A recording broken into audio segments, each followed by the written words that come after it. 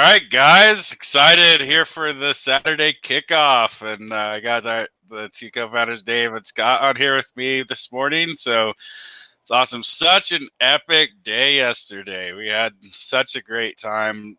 Amazing speakers, a lot of great ideas, a lot of different viewpoints that people were coming from. It was just and there just seemed to be a lot of cool threads throughout the day. I think for me, a couple of the big threads that I noticed is like, how can we all just continue to treat everyone like they're human, even when we disagree with them, and try to be creative and create opportunities that work for everyone. And I think that's such a powerful message. And beyond that, it was great seeing Matt Kazam. He was hilarious, talking a lot about that's another thread, I think, is this idea of following your passion and following your power. And we had Sebastian talking about that, Frank McKinney.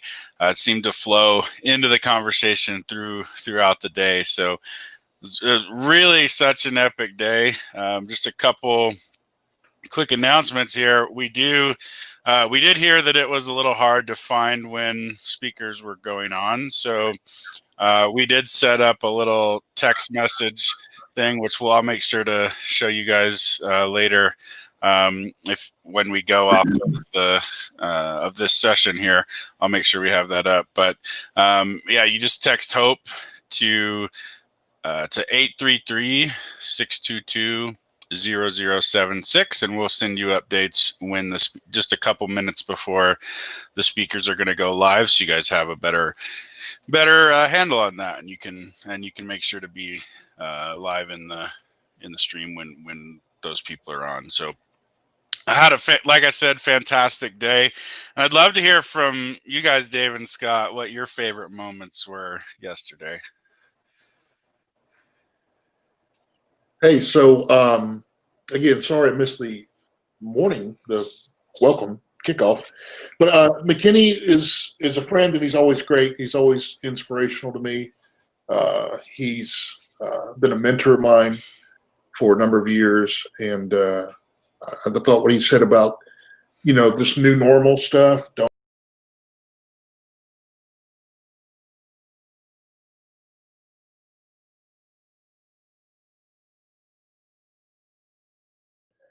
And amazing. I can't think of his full name, but his talk was very inspirational. And Tim, you hit it out of the park. Quite honest, I didn't know that part of your story, and it was good to hear, man. It was emotional. It was good. I appreciate you just putting your heart out there for us to take a peek at. I think that's the thing so far about the summit is the speakers have all been pretty honest and kind of brutal about sharing their stories and where they're at, and that there's hope. So I thought it was an amazing first day. I'm so grateful that we were able to come together and make this happen. And Tim, it's kudos to you, man. You're the guy behind the curtain in the Wizard of Oz making all this happen. And so it's just been awesome. What do you think, Dave? I agree with everything you said, Scott. And one thing that I've noticed from all the speakers and just bringing everybody together right now is that we're facing a lot of shit. And it's cool to just acknowledge that, yeah, this is technically, it can be viewed as a pretty tough time by a lot of different standards. And we've been bombarded with tools within this whole experience, this event, so that we can experience our best lives now and far into the future, and also help others with that. So every single speaker, it seems like, was giving either a different perspective or a different tool. So I'm finding myself to be a lot more empowered through all of this.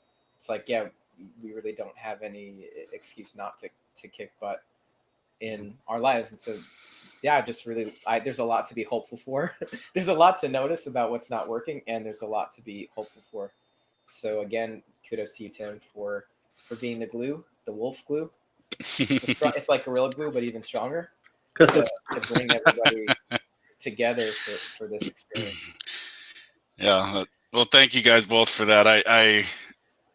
I'm happy to be a part of this, and this has all been an amazing journey and experience. And I mean, even yesterday, just kind of coming in and like, oh, what's gonna happen? We don't really know. And then we had our little snafu in the morning and figured some things out, and then things kind of flowed from there. And it was really incredible. It's been really incredible to see everybody come together to work on this, and to have the speakers, even the speakers, just so so on point and so behind like this mission that I think is some. And we knew it when we were kind of first had like the seeds of the idea for this, is that like this is something that like the world needs, and the fact that we've how everything's happened for us to get here, it's just been really incredible. And I appreciate everybody's help to make it happen. And I may have been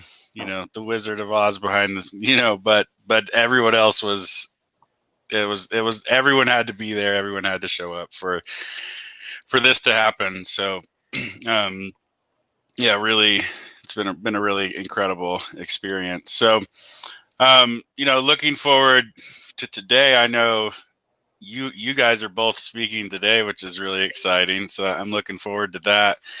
And as we move in today we'll we're going to start off a little lighter. And yesterday there's kind of these themes of passion, these themes of finding your purpose, and really setting the stage, I think, for what comes next today. And I think today is going to be a little more of a deep dive.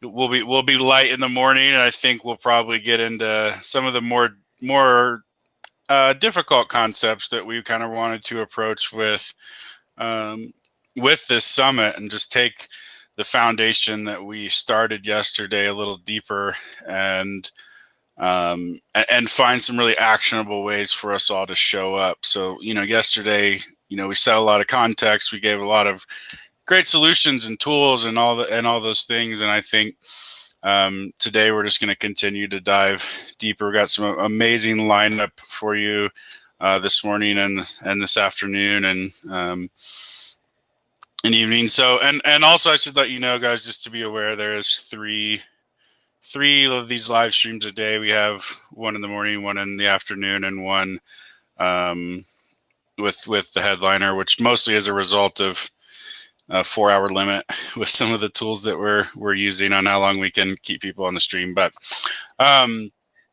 anyway, yeah, it's been really incredible, and I'm really looking forward to today and what changes. And what are you guys most excited about in the lineup today? Well, I mean, I can't wait to hear what Dave has to say. I can't wait to hear what Scott has to say. He's an amazing guy. Yeah, I don't know, man. I just yesterday I just had it on all day, and speaker after speaker after speaker, and guys I'd never heard of. The young lady did the tapping thing. That was kind of cool. That was new to me. Yeah. But and just seeing engagement last night on just the comments, people, even after the stream was long over, people were still commenting on the day and pointing out X speaker at this time. You got to hear what he has to say. So I'm excited for the lineup today. Yeah, man, I'm just everybody. Everything's been really, really good. What you think, Dave? Yeah. I mean, looking at the lineup for today, there's no speaker that I think stands out versus another. I think they're all pretty exciting. Yeah. I'm really excited to just, as Scott, as you said, just kind of leave it on for the entirety of the day. And then it's like a wavelength that it's like you're getting onto the pulse of like another kind of vibration or frequency of like, oh, okay, this is kind of cool. This is a space I'd like to be in. So it's less about one speaker and more about like everybody together. And I will be sharing some music, so that'll be fun. Cool. And there's a surprise, a guest possibly during the segment that I'll be speaking at. So I'm really excited about that. Hey, I'll tell you the one thing I'm looking forward to. I had to look over the lineup again. is the how not to be racist talk. I'm Mm, excited to hear that. yeah. Yeah, no, I think that's really cool. Yeah, that one is such, I think, an important component. I'm really excited to have that conversation with her too. And I think one of the things we wanted to come out of this is that, like, we wanted to build hope, right?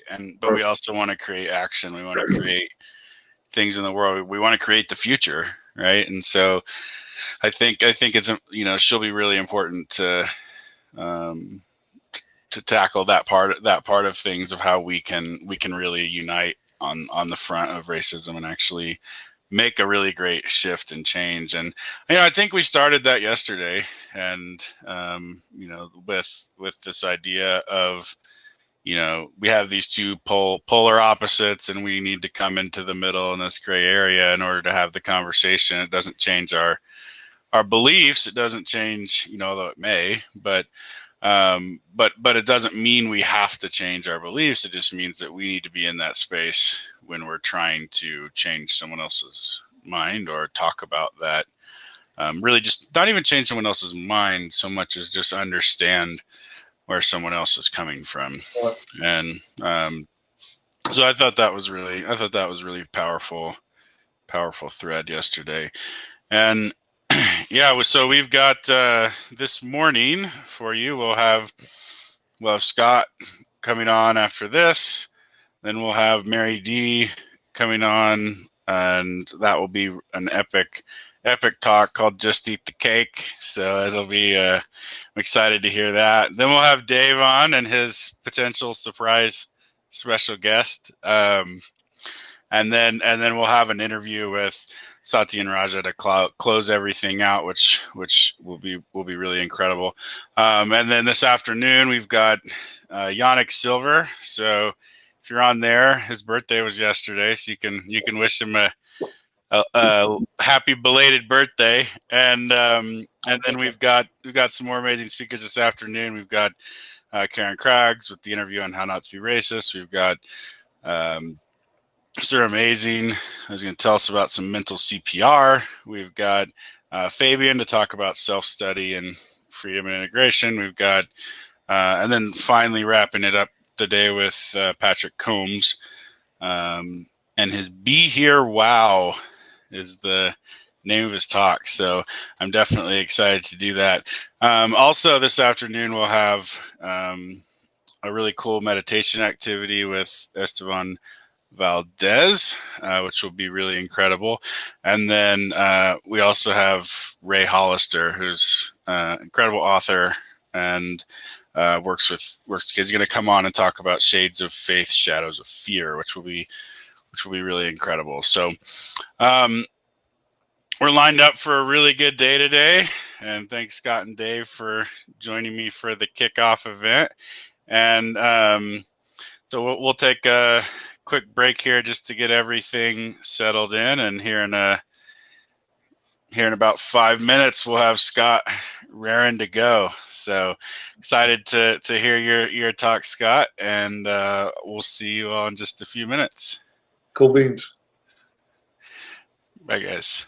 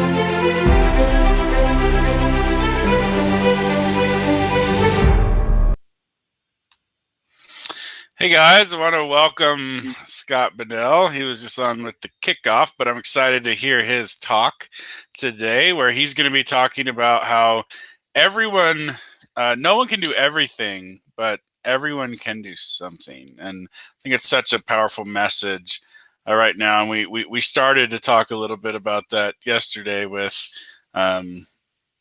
people's different passions and stuff like that. But Scott is the founder of Hope to Haiti, where he helps feed, clothe, house, and educate many impoverished children in Haiti. I know at one point they were doing over 1,000 meals a day, and I'm sure it's probably even more than that now. He's invested his life to help like the most impoverished and forgotten people, especially children around the world. And I know firsthand, seeing what Scott has given up at times for other people. And so really incredible to have you on here and to have you part of the team with GHS. And I'm really excited to hear what you have to say. Great. Thanks, Tim. It's happy Saturday to everybody. It's the event yesterday was great. I'm looking forward to another really good day, hearing from many inspiring people and being motivated and excited for the ripple effect of what we've seen and heard, over this weekend. So I am Scott Bonnell. I am the founder and CEO of Hope to Haiti. That's TO. And so my talk is kind of been my life motto has been, nobody can do everything, but everybody can do something. And my thought is if everybody just did something outside of themselves for the sake of others, we would live in an entirely different world than we do right now. And I was very fortunate to have a fairly successful corporate career for about 19 years. And I left that 13 years ago because I just wanted to, try to make the biggest impact that I could in the world, not even knowing what that meant at that time. I had no clue that journey would lead me to Haiti. And 13 and a half years later, we're still in Haiti. And we just have seen amazing success, in what we're doing. So I'll give you a quick overview about our footprint there. Again, we started in 2007. That was 3 years before the earthquake. And so when the earthquake happened, we had all the infrastructure and we worked logistical support for a lot of organizations that came in. We have built 12 sustainable villages with Frank McKinney, who spoke yesterday, his foundation. We have 4 orphanages, so we house about 160 kids full-time. And then our feeding programs, we got about 4,000 kids enrolled, which means some get a meal every day, some get a meal after school, some get meals on the weekend. We just don't have the resources to do that 4,000 a day, every day of the week. But we're trying, And so I guess I want to talk to you about the steps that we can take or you can take, again, to make a difference in the world right where you are.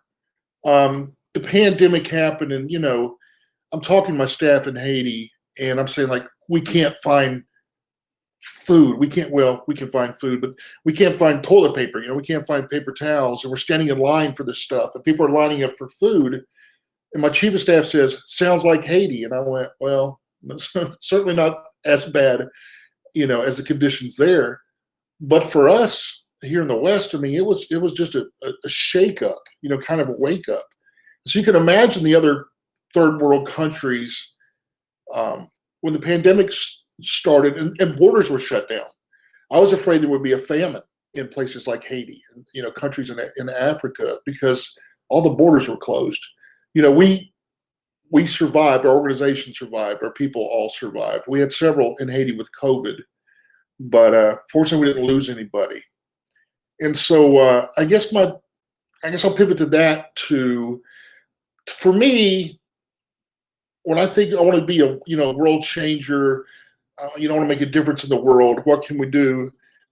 We have these grand ideas of, I want to, end world poverty. I want to end, homelessness.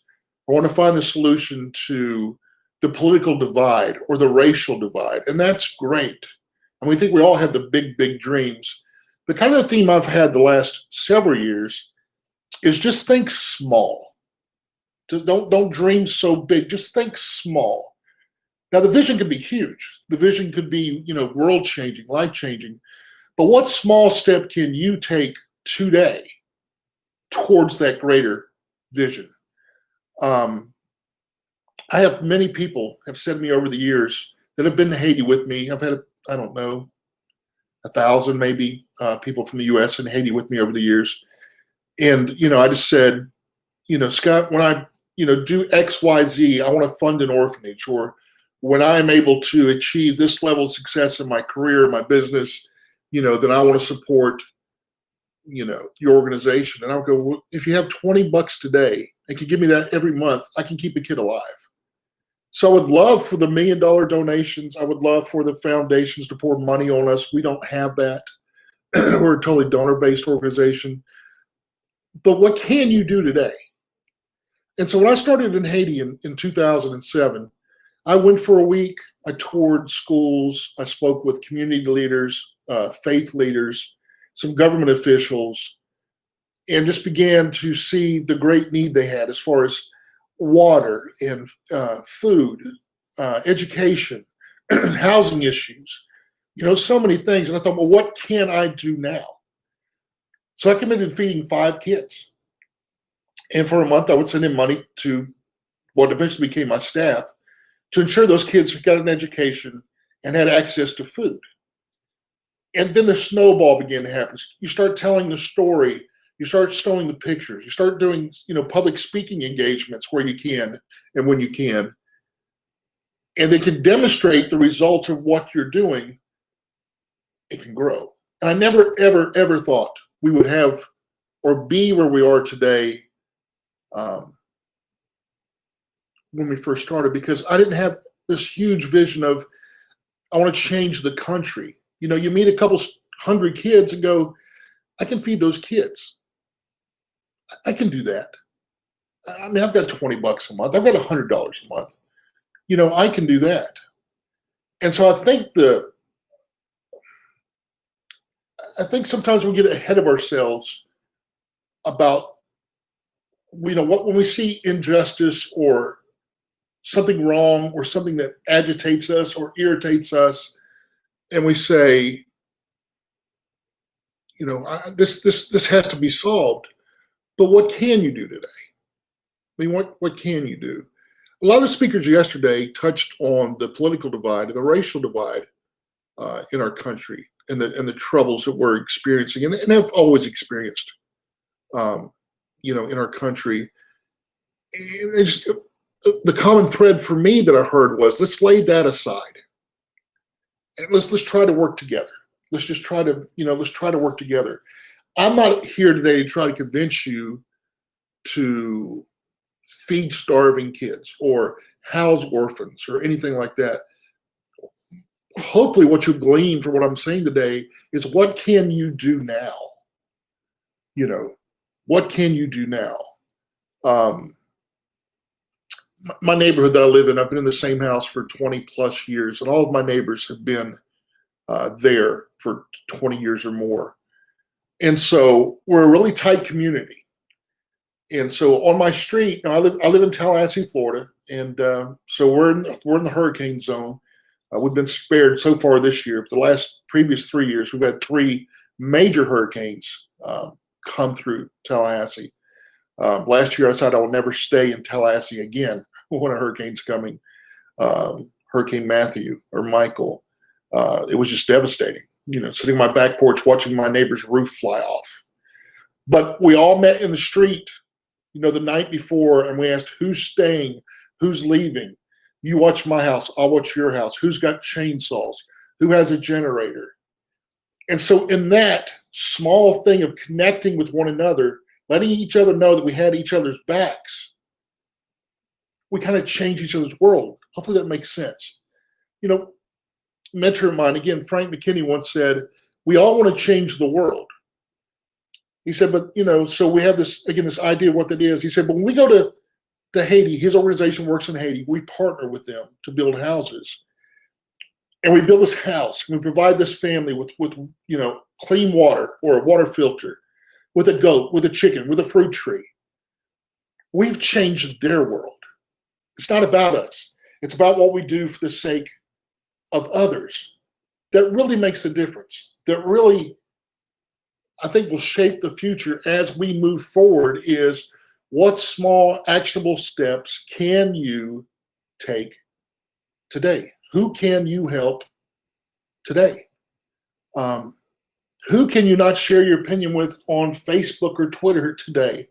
And we all have opinions. We all have ideas. We all have political and religious and I guess societal leanings, but just because you have that doesn't mean you need to share that. It's taken me a long time to learn that I don't have to share every thought that comes, in this crazy mind of mine.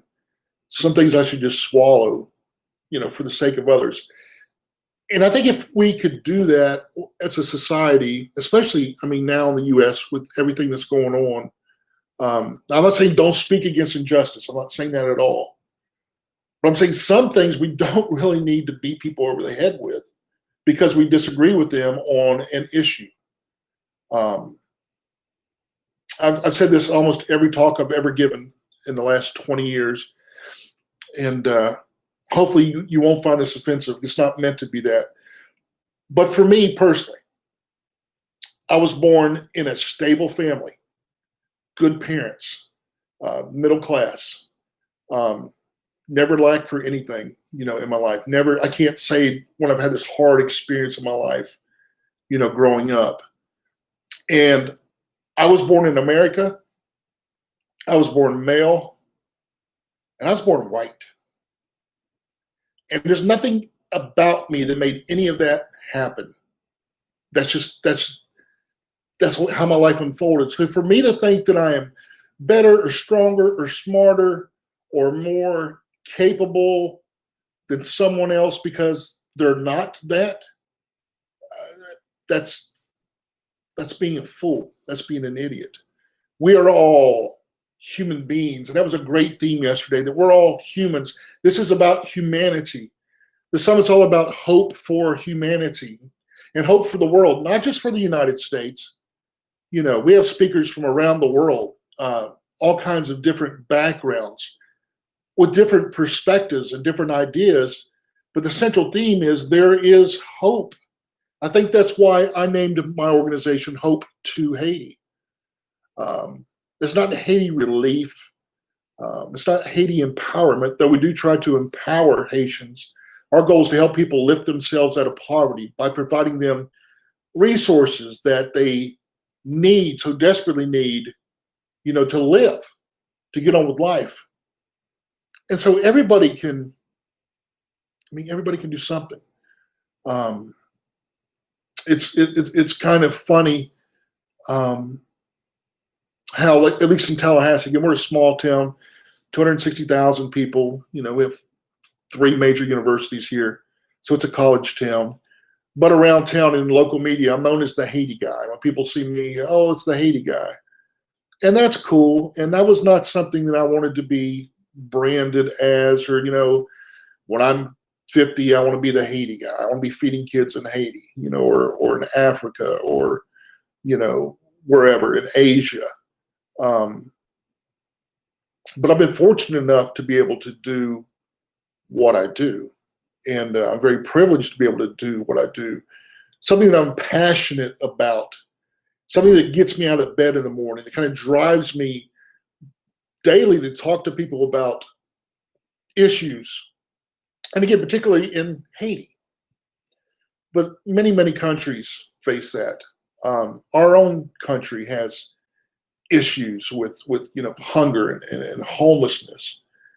And so we need to address those things as well. So I volunteer, 1 day a week at the homeless shelter doing counseling. I've done that for a number of years. I have a background in that.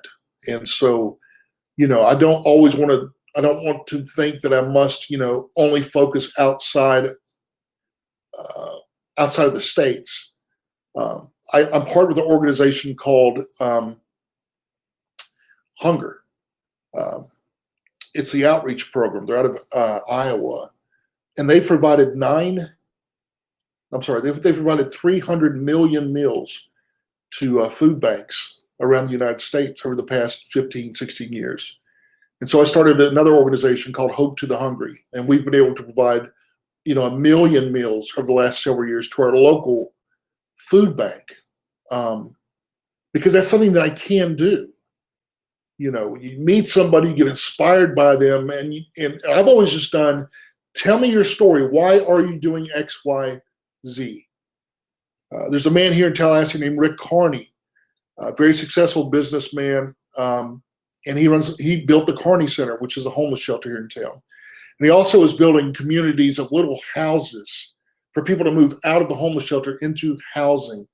And with that, they get electricity, and water and internet and a furnished home, and they pay what they can pay. I think the minimum's like $500 a month, but that's it. There's no cable bill, there's no power bill, there's no water bill, any of that. It's all taken care of in that. And so I heard him speak one day, and so I called him, and I said, can I get an hour of your time? And so he graciously allowed me, an hour of his time. And so I just sat down and said, tell me why. I want to know the why you're doing what you're doing. Because obviously you're a very successful, very wealthy man, very prominent man in this town with unlimited resources, it seems. Why homelessness? I mean, why is that what makes your heart beat? Why is that what stirs you?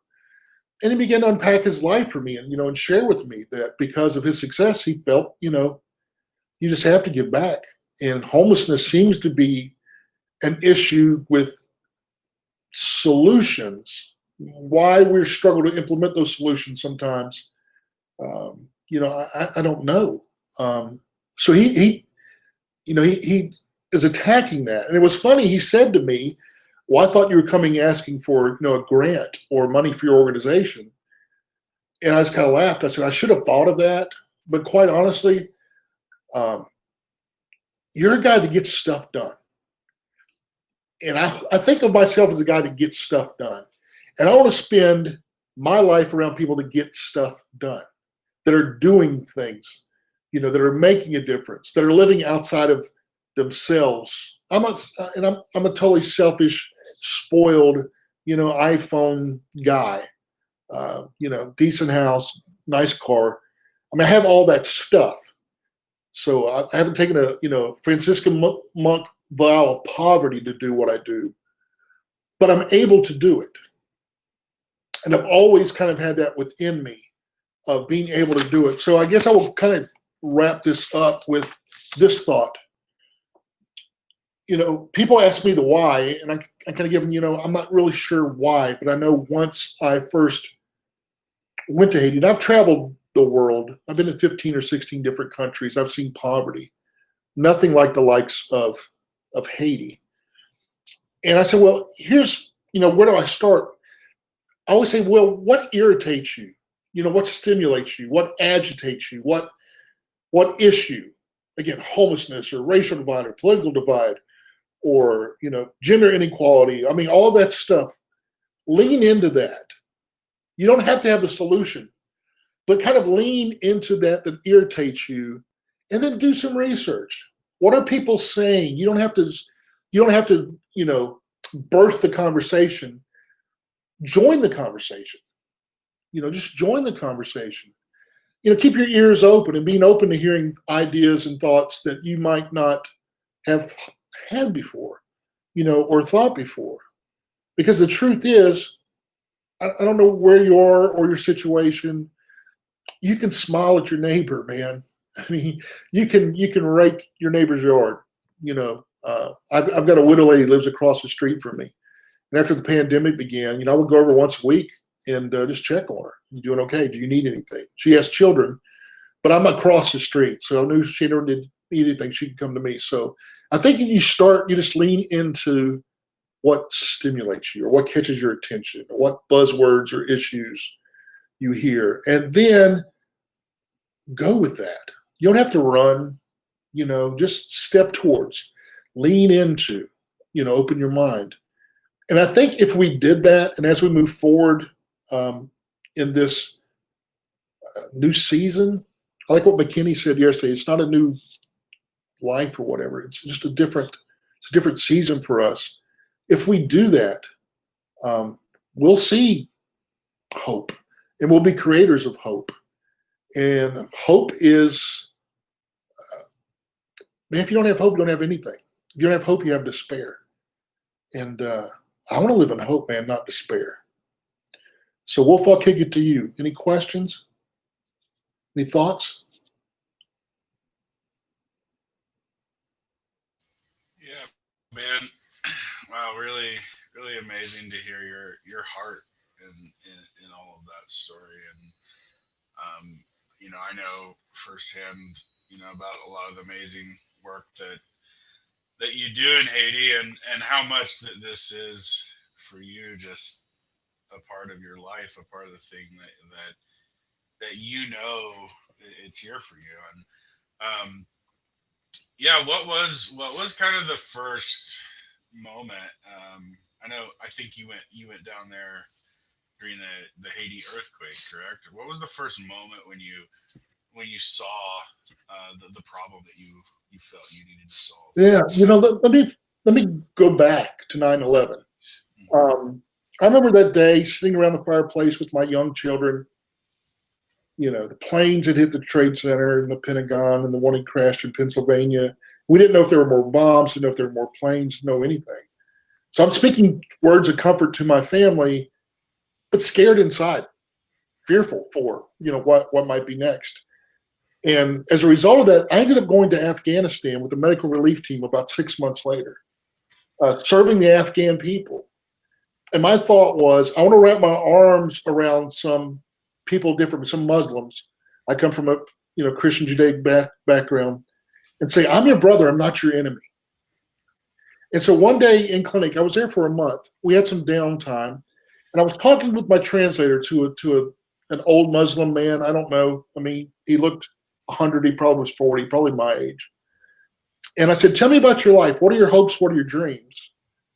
And he said he lived, far away, heard of the clinic, had walked, who knows, hours.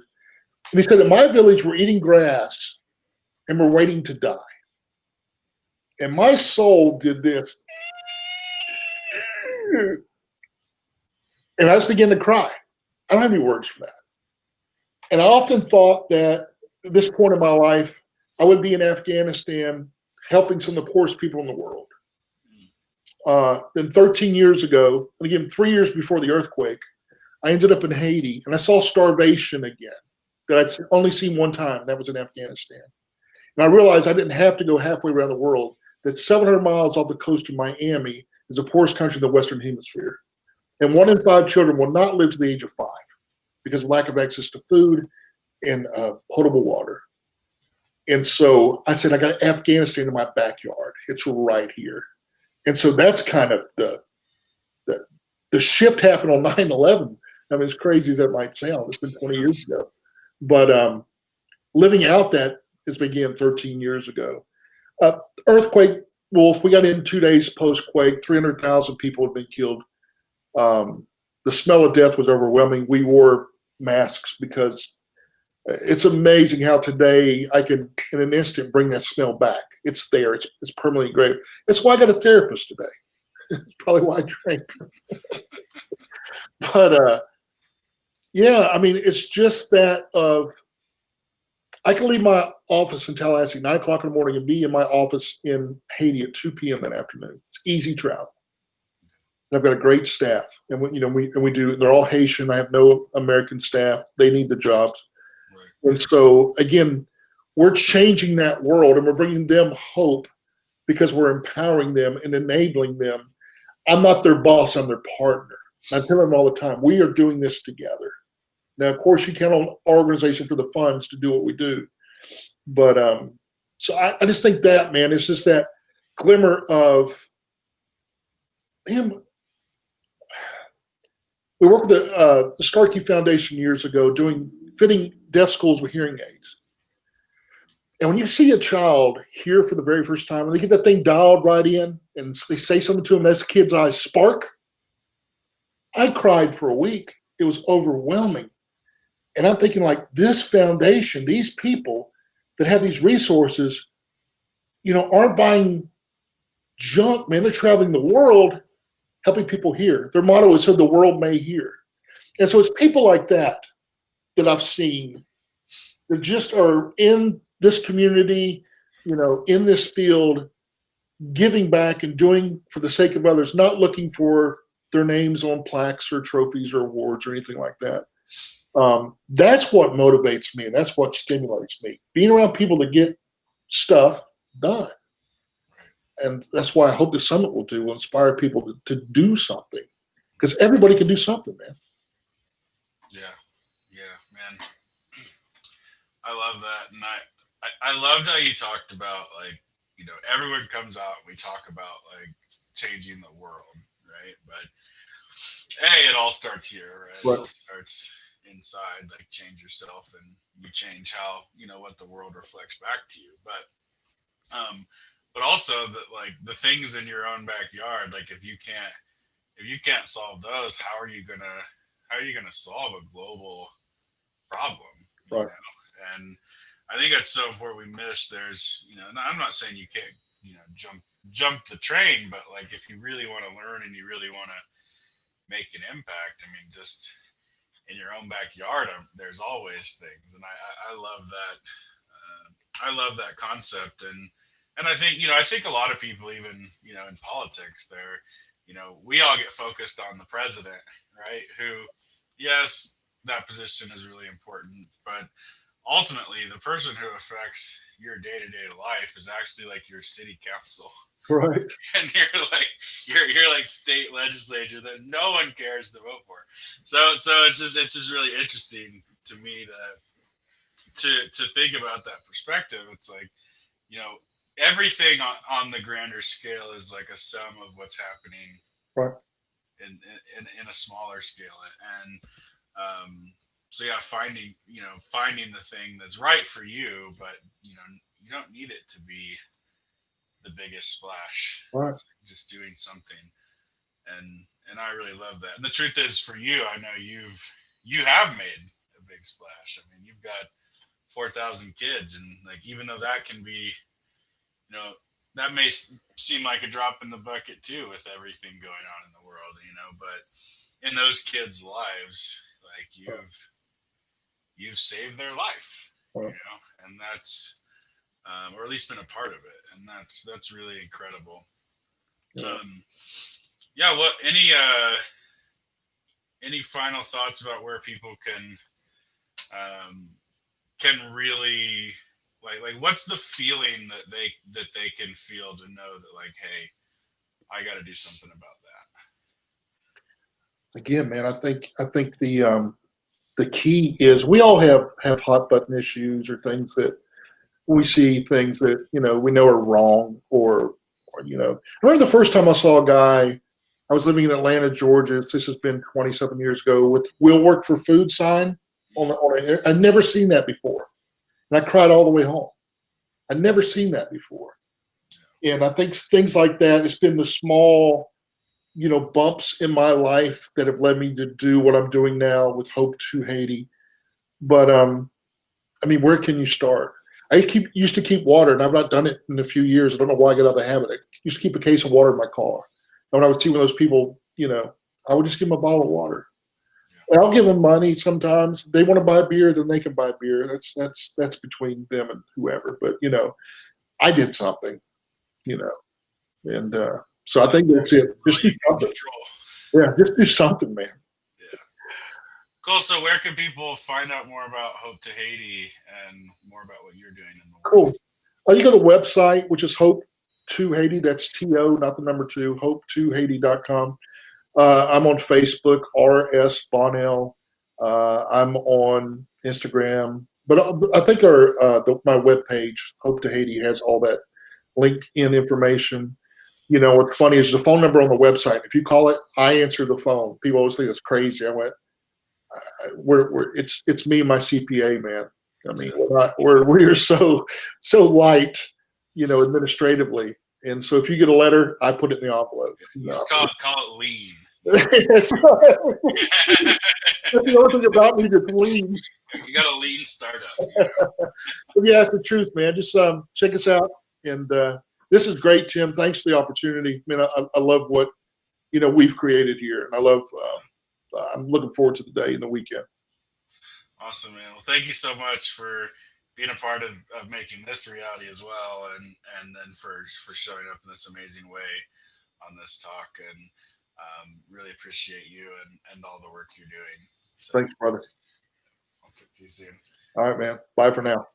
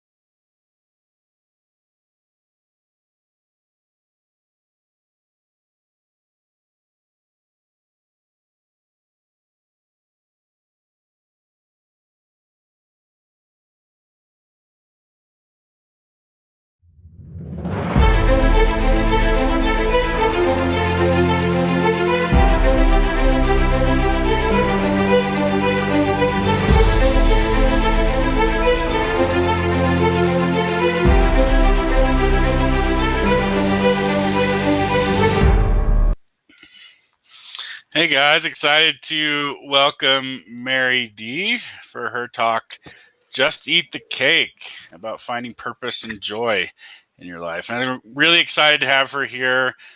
She's been a really important person in my life that I've always loved to connect with. And she's a COO for the online business space and mentors people, sits on the chair of the board for the Breasties.org, which is a organization dedicated to helping solve in the world. And part of that has been she's been through the loss of a dog, breast cancer, government lawsuit, lots of trying things, and had been able to come out on the other end of that really successfully.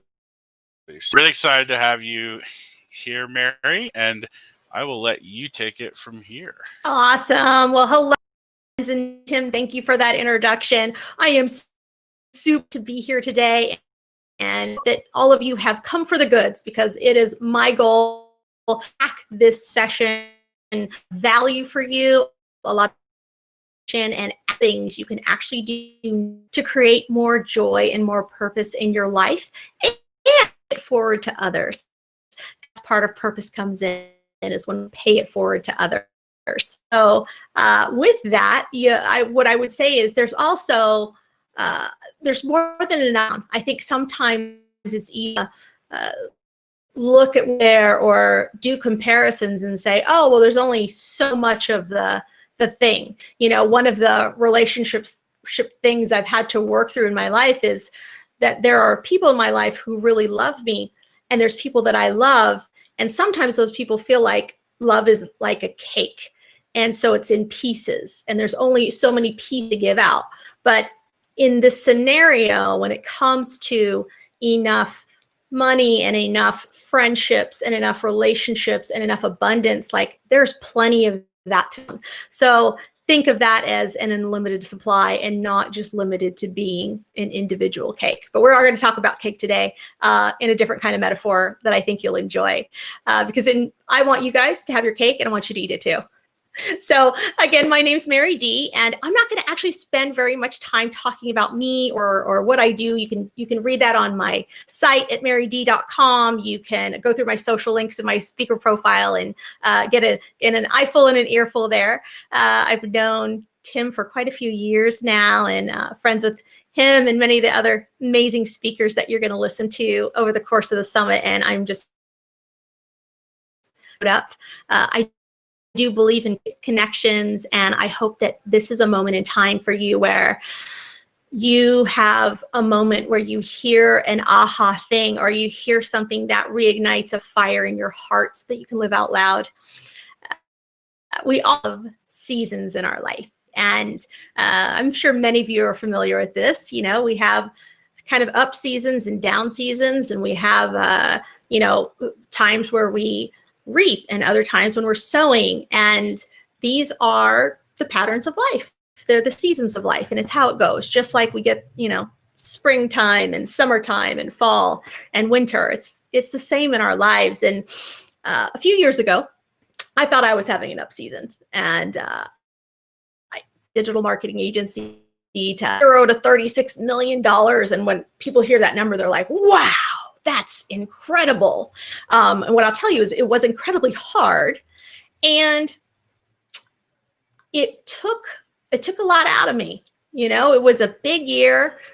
It was fun most of the time, but it was definitely a time where things tend to slow down, and it's like watching everything happen in slow motion, even though it's happening so fast.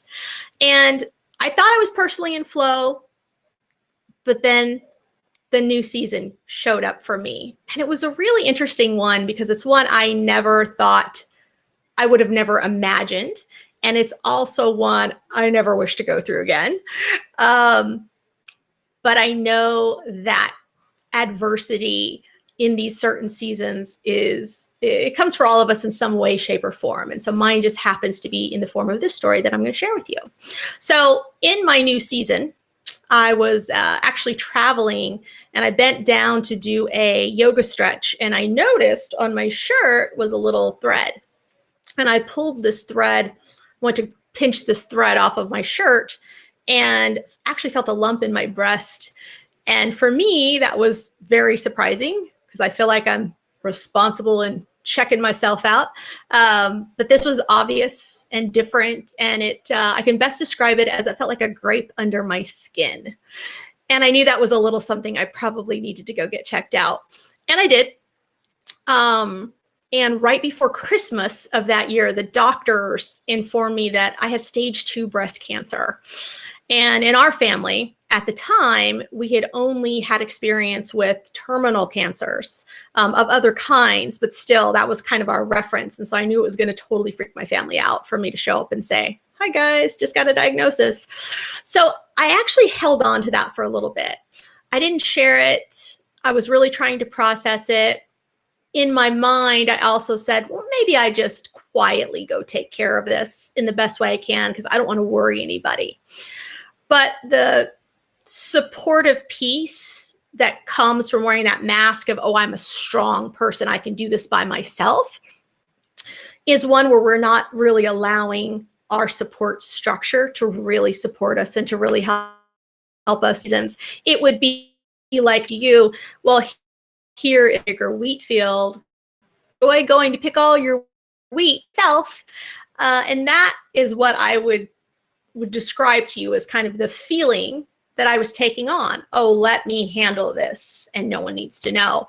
But in a very stressful situation like that, especially because at that point I actually didn't know it was stage 2, they tell you you have breast cancer and then it's like, and we have to wait to tell you what it is, which is also annoying because now we all go to Dr. Google and we want to type it in and see what is it that we have and how can it be cured and all the things. And I have nothing to go on. And there's literally thousands of kinds of breast cancer. So really creepy time in my life, and one where I appreciate the fact that I had a bit of a framework to work within to say, no, I'm not going to do this by myself. My husband will be the first person I tell. And then I will tell my family and I'll tell my friends. And then I will go from there. And I think that was a really important thing to do because if I hadn't done that, then by the time I came through the journey where I am today, which is healthy and whole, and actually getting to serve a whole group of women in the breasties as their chair of the board, like that opportunity might have never shown up for me where I can have such a beautiful impact in doing what I do well and also being in supporting a community that really supported me when I was going through a really hard time in my life. But the story doesn't end there because on that same day that I got my breast cancer diagnosis, that I learned that our 4-year-old chocolate lab, she was ready to cross the rainbow bridge. And so my morning was cancer diagnosis and my afternoon was saying goodbye to our little fur baby. And that was hard. That was hard because it felt so final in a time where I'm being faced with cancer. So it was like, really? Life is playing out like a country song. But it gets even worse. And believe you me, I didn't think it could get any worse. I go to have my surgery. Everything's successful there. They amputate my breast, do a reconstruction. 2 weeks after that surgery, my business got hit with a devastating lawsuit. And so devastating that it shut the business down, froze all the bank accounts. And it is a weird, weird place to go from I have everything I need to I've just been cut off from things that I need. And I don't know what the answer is for this. And it brings you back to basics on like what's really important at the end of the day. So there I was, unsure about money, unsure about the future of my work, reflecting on whether the last couple of years were for nothing, feeling challenged about my health, feeling concerned with haunting thoughts that a cancer diagnosis tends to bring with it. And many of you that have been through this pandemic or are struggling with just other things in your life, aside from everything that has has gone pandemic over the last few months, there's some build of anxieties and fears and even loneliness, or even a little bit of despair, a little bit of uncertainty. Like, what does the future look like? You know, next November is an election month. Like, what is this going to pan out to be? You know, so I get it. There's a lot of these uncertainties that are in front of us. But I do want to share with you a story of hope, because I always believe that there is a silver lining around every single cloud. And I tell you this story because I want you to be sad for me. I tell you this because I believe there is a great lesson in it. And I think that's part of this human experience, is that we get to go through these things and we can choose to share them with each other, learn from each other, and have a better me because of those, versus hiding away and not being transparent about them, or not being open about them. And when you go through a down season, just know there's always a way to swing back into an up season. Sometimes you just have to be patient and wait for your season. So today I have a thriving business again, and more importantly, I get a ton of purpose from the work that I get to do, purpose from being able to share this story, in hoping that it will empower and inspire you no matter what you're going through. I actually named this talk Just Eat the Cake because I am hoping that you'll remember it as a metaphor, so that when you see cake, or when you bake a cake, when someone brings you a cake, I want you to think about this. It's the first rule of this is that it's really important to shut off perfectionism. And I know for some of you, you're like, but I'm so good at being perfect. It is exhausting. So I want to give you permission to give yourself permission to shut off some of that perfectionism, and don't be so concerned with what other people think, or even with what some of the own thought patterns you might have in your mind. Some of us are our own worst judge, you know, so that fear of the judgment from our internal voice, as well as from others, those both rob us of the gift of actually seeing our cake and eating it too. Have all these what if stories out in our mind. So for an example, like easy for me in this story to have like fallen into the depths of despair, wallow in shame, pity, anger, all the things. And I believe in feeling all the feelings and processing those situations, because being confronted with fears and inadequacies is a good way to like peel a few layers of that and see, what are we actually afraid of? What are we actually concerned about? I also believe acknowledging those things forward. That's how I keep joy and purpose flowing in my life. And this framework I created, I really want to share with you today, in hopes that you can get completely unstuck from any fear, unhappiness, lack of purpose, or any adversity that you feel like you're facing now or might face in the future. So to give you a prime example, let's say that you are not happy with your weight, okay? But it's a beautiful day outside, you're eating at your favorite restaurant, and they present you with your favorite piece of cake. And think about that for a minute. Imagine your favorite piece of cake. It can be pie too. Pick your favorite dessert, put it in front of you. Okay, for me, it's chocolate cake, 3 layers of chocolate dobosh. If you've never had dobosh icing, it's fantastic. The cake's soft and sumptuous, and it knows we're meant to be together. I'm excited. The cake is excited. But then I start to listen to the voice.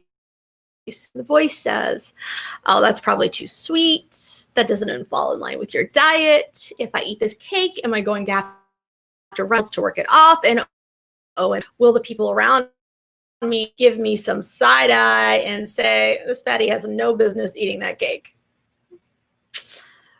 And those are the kinds of thoughts that tend to invade our mind and throw a little monkey wrench into some of our plans sometimes.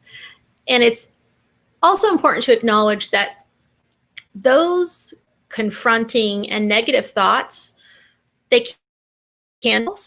can be or objective. They can be there to protect me. They can be there to hurt me. It all has to do with perspective. And if I'm going to let those things encourage me to do the thing I want, which is to eat the example, or if I even want to walk away from the cake, to walk away from the cake if I really want it, like this is the crossroad, right? And right now you're like, Mary, where are you going with this? Are you eating this cake or not? So I will tell you that my point is actually to just eat the cake. Let go of the reasons and the judgments and give yourself permission to do for you. And I'm not saying that you need to eat the entire cake. I'm not saying you need to eat the whole piece. I'm saying even just a bite or two is sometimes just what we need to fulfill, to go ahead and eat our cake. And the problem is we're running around in a world that says we have to have all of this perfectionism and self-control, willpower things. And it does last. You can do those things, a little bit of willpower, but it's not sustainable in most cases. But going ahead and giving yourself permission to eat the cake, that is sustainable. I will tell you that in the fall of 2017, I lost about 30 pounds. And for the first couple months, I denied myself sugar. I denied myself cake. I love boba tea. I denied myself that too. My niece would describe me at that time as hangry. I love sweet things. But for a season, I opted to not. And it was a good choice for that season. But what I also found, again, is sustainability-wise, that wasn't going to work for me. It was too extreme. So I like eating cake, but I also like being at a healthy weight. So this is where our idea of what the cake is shifts a little bit.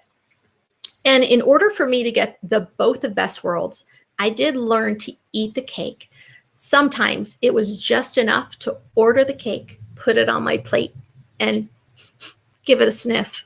Sometimes I didn't even take a bite. And I know some of you are like, so wasteful, Mary, so wasteful. Yes and no, because you have to remember, like, this is my process for having my cake and eating it too. And I'd rather spend the $5 not denying myself the cake that I want, especially because sometimes just having it in front of me, knowing that I can, was enough. So think about those things in your life that you really want that can represent cake for you, and cake can be anything. It can be the relationships that you want. It can be the weight you want to lose. It can be the career you want to have, the message that you have to get out into the world and, apply to this example. And a great exercise is to write down all of these things and then go back and apply a number to them in the order of importance to you. So we have a worksheet that is, I think we've dropped it in the comments. Let me take a quick look. Yep. So if you look in the comments field, you are going to see the PDF companion. And I want you to pull this up because I think that this worksheet will really give you a good framework on all the things. So again, I want you to write down for yourself all the reasons. What are your cake? What's your cake, right? What does cake represent to you? And when you write down what it represents to you, and just pick maybe one for now, maybe one as we walk through this exercise. Below that, my cake is X. Write down why you believe you cannot have that thing. So for example, if you say, I don't think I can have a loving and fulfilling relationship because I don't know what one looks like because my parents didn't have one and I've always picked bad partners, right? So like these might be some of the things you're telling yourself about why you can't have that thing you really want. So do that. Give yourself a couple minutes, walk down, write those things out.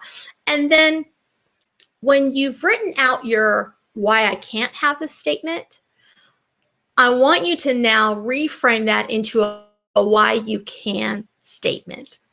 And that is where you're going to try to make some shifts in your reframe about how you are thinking about a thing, right? So instead of approaching something from I can't do it because, it's I can do it because, or I can do it in spite of. I can. And then once you do that, it'll allow you to go deeper into write out like why you deserve to have the thing that you want. Like, why do you want it so bad? And then the last piece of the exercise is going to be to write out the step you're going to take to start eating more cake in your life. And you'll see that from the example. So I want to see, let me see if I can share my screen.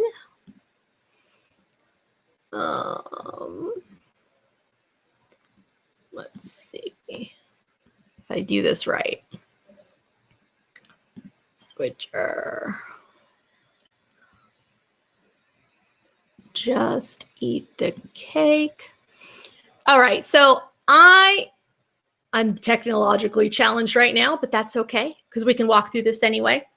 If you pull up the PDF, which is down below in the comments field, for example, what I gave you in the what I want section is I put to lose 10 pounds, right? We'll start with something easy, kind of everybody can relate to.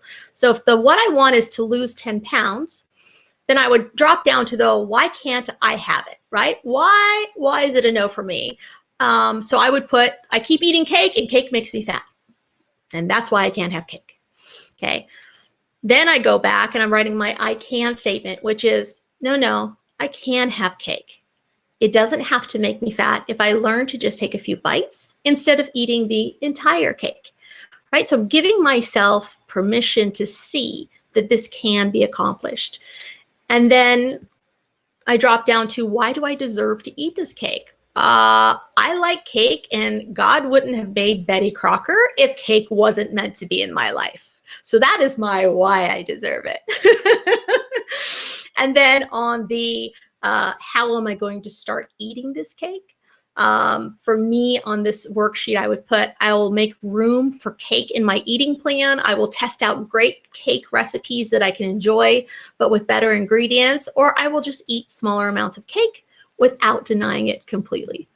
So this is where you have this opportunity to really make a shift in your life and create this framework to live out your dreams, to give yourself more joy, and to give yourself a lot more purpose.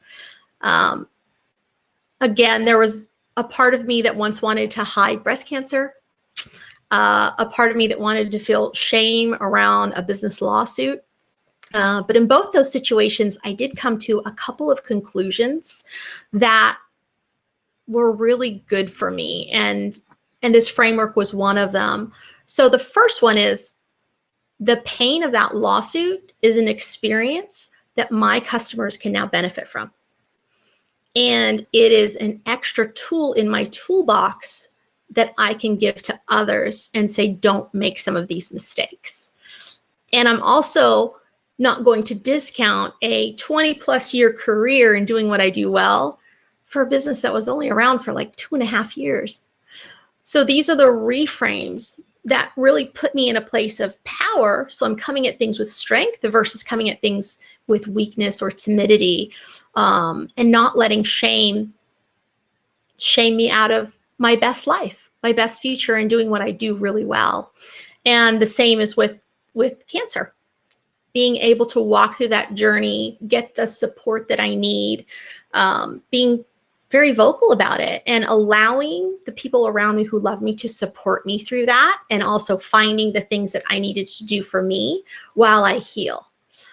And that piece of community and the healing journey is so much what has been fuel for me to come back at this season of my life and say, oh, how can I help someone who's new to that journey, who's feeling all of these yucky things because this is new to them and they haven't weathered it yet, and that there's time.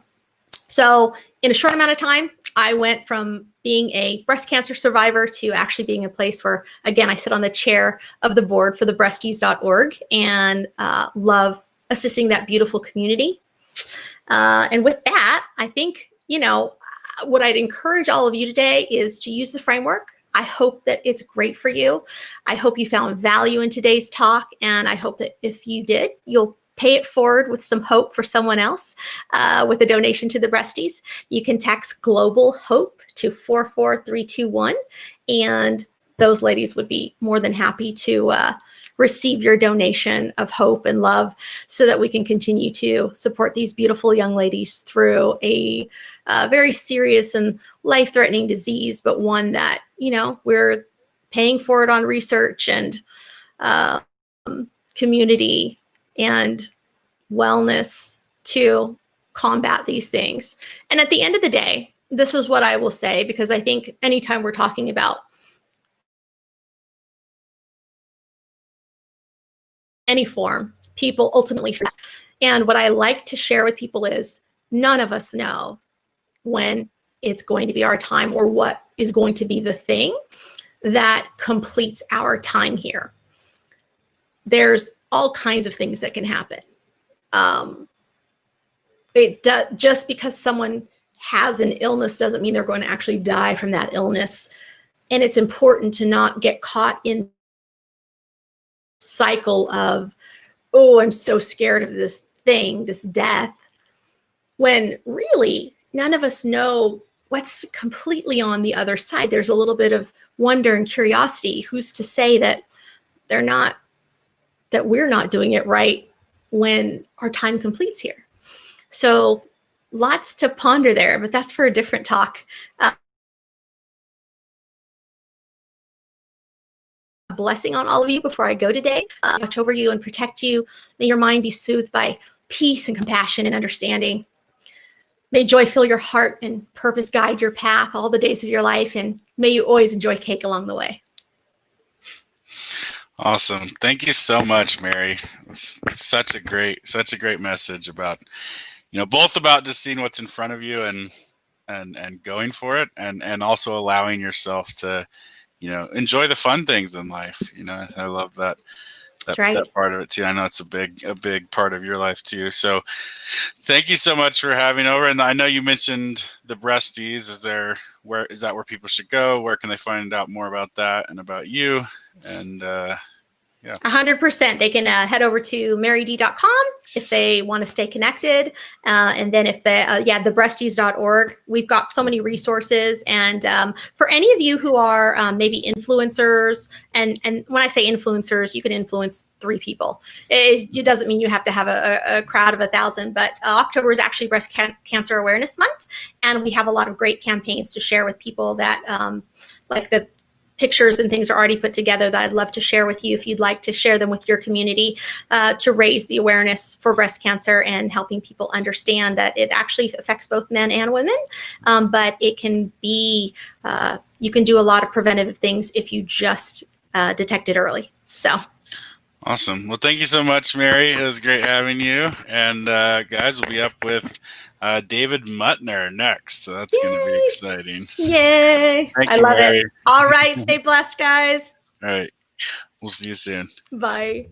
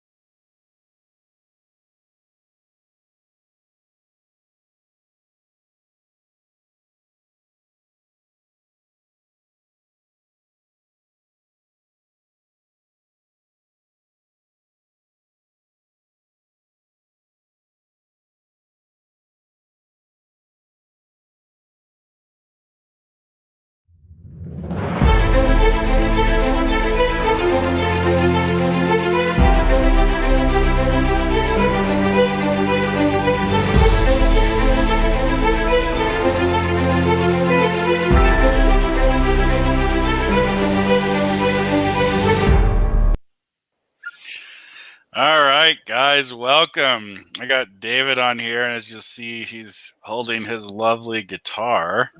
So we're excited today. He's going to be talking about how now is the best time to stay aligned. And as you know, Dave is one of the co-founders of the Global Hope Summit, and he's been instrumental in helping us create this. And so really excited to have him here. We've worked together on many projects in the past, and in our marketing business and a company called 10 Cards of Hope, where we actually support Scott at Hope to Haiti through that organization. But what I'm most excited about with this talk is we're gonna have a lot of fun here, I think, on this one. Not that the others haven't also been fun, but that's one thing that Dave does better than many people I know is bring a level of fun and joy to the moment. And I'm excited for you guys to all experience that. We're gonna learn something and have a great time over this next session. So Dave, I'm gonna let you take it from here, and looking forward to seeing this. Cool. Wolf, thank you so much for again putting in so much energy, thought, consideration, and love into this event. And that's the reason and the foundation for why so many people are not only saying yes to being a part of it, but being excited about this. And so right now, I'm going to talk for a few seconds on why now is one of the best times possibly in history, possibly in your life, to stay aligned. And I think of myself over the past 9 months or so since the introduction of coronavirus and all kinds of shifts in the world. And I had a band that had some cool opportunities in touring, and that just disappeared the second that the music industry kind of went upside down. And I noticed that just so many different people had the ability to pause in their lives. And so it's just this interesting conundrum where you have a space to pause, and there's never been so many other bits of information swirling around that are kind of disruptive. And again, right now, it's like there's just so much information. Wolf was even talking about how he saw The Social Dilemma last night. And yeah, we're being bombarded like never before to be distracted, to be pulled off of our own paths. And this is when you get to just breathe for a second and connect to your own center. And it's almost like you have to stay aligned in order to survive, because otherwise you're going to be pulled away by the storm. And so this is one of those opportunities to not just be the eye of the hurricane temporarily, but to notice your own center. And with that, I've got 3 songs and then a special guest that may surprise me if he joins, which would be super cool. So it's our musical medley. This first song is called Lifeline. And if I was thinking about my own personal journey over the past 9 months or so, and then also what I view as this global journey, one of the things is just, it's like, if you look at your life as a timeline, it's got ups and downs, swirls, and it's not necessarily a straight line. And this is just a song about that line, and why hope is a nice thing to infuse in your life. So it's called Lifeline.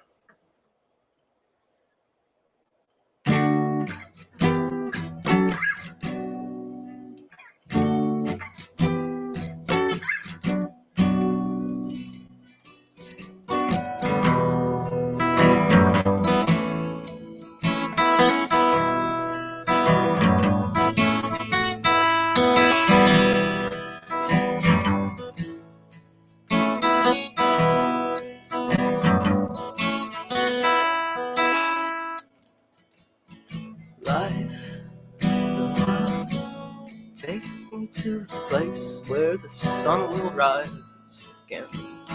Lifeline beyond the life that you already knew.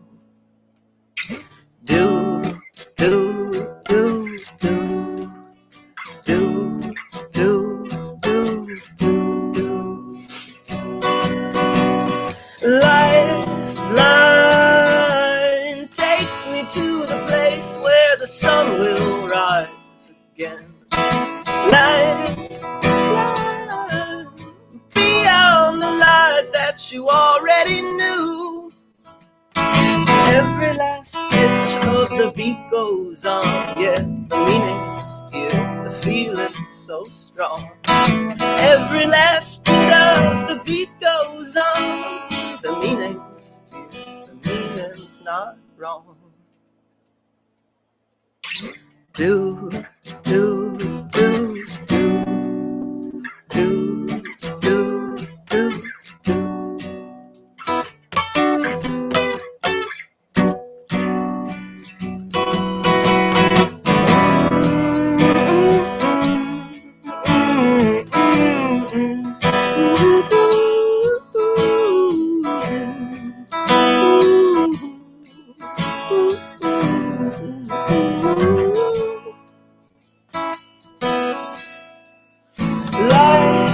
Lifeline, take me to the place where the sun will rise again. Lifeline, beyond the light that you already knew. Every last bit of the beat goes on, yeah, the meaning's here, feeling so strong. Every last bit of the beat goes on, the meaning's clear, feeling so strong. Do, do, do, do.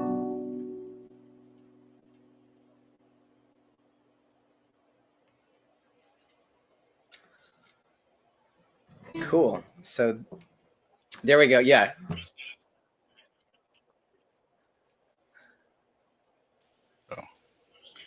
I'm just gonna come in on the mic and clap for you. I love that. Yeah, Thank you for the applause. So we've got our journey, we've got our lifeline, and this next song is more about that uncomfortable part of the journey. This particular song is called Self-Saboteur. It's the first time I'm playing it in front of a live audience. And yeah, it's about those rough patches of the journey, which I'm sure all of us can relate to one thing or another that we've experienced in recent memory.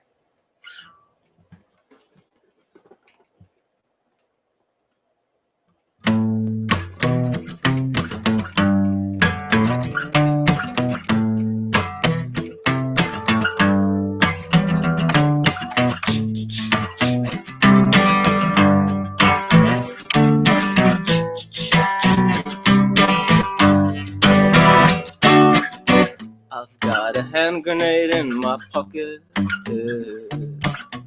safety pin pulled out of its socket. Cry along to the green light. My cup of gravy is waiting in line. Gonna be fine. Gonna be wrong when I'm feeling right. Gonna be chewed up on the inside.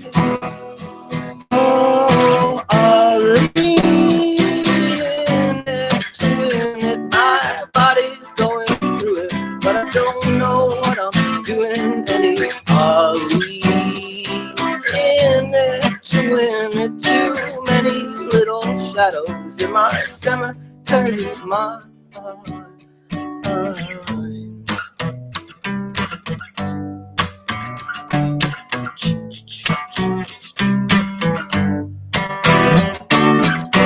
I've got a hand grenade in my pocket, safety pin pulled out of its socket. Cry along to the green light. My cup of gravy is waiting in line.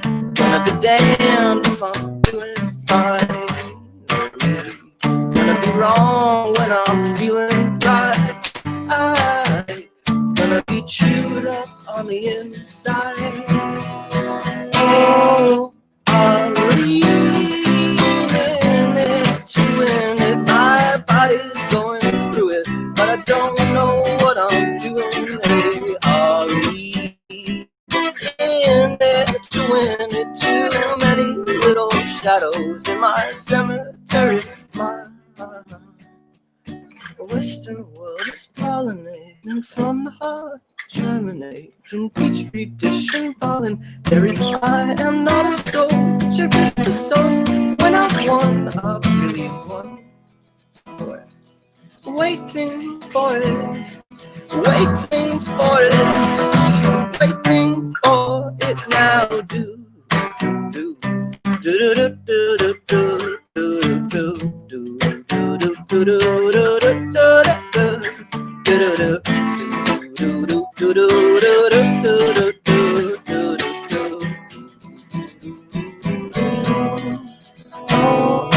I'm leaning it to win it. My body's going through it, but I don't know what I'm doing. Any are leaning it to win it. Too many little shadows in my cemetery. My heart.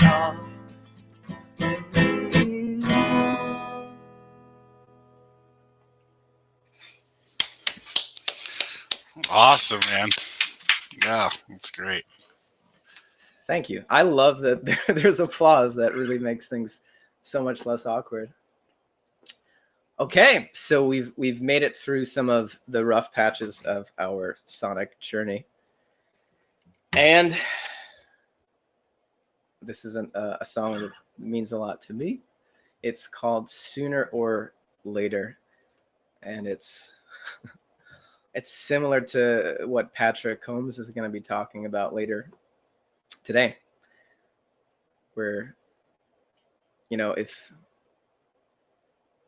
your life is just a blip in time, and if you don't pay attention, I think it's like a mixing Patrick Holmes and Ferris Bueller's Day Off together, but then you just might miss it. There we go.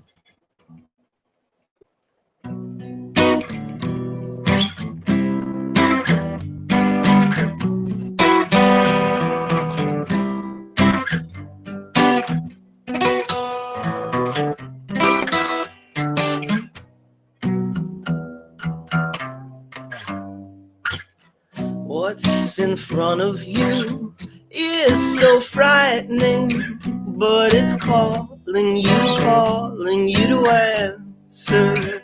Find the misshapen one, you're missing puzzle piece, while we're lost in the wilderness with all the beasts. Sooner or later, systematically, thunder, lightning.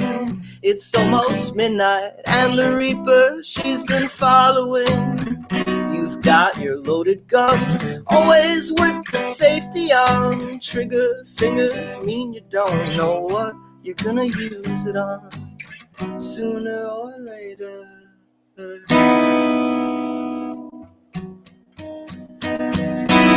Sooner or later, you're already there. Sooner or later, already there. Tied up time till the days decide. We're already there, already there.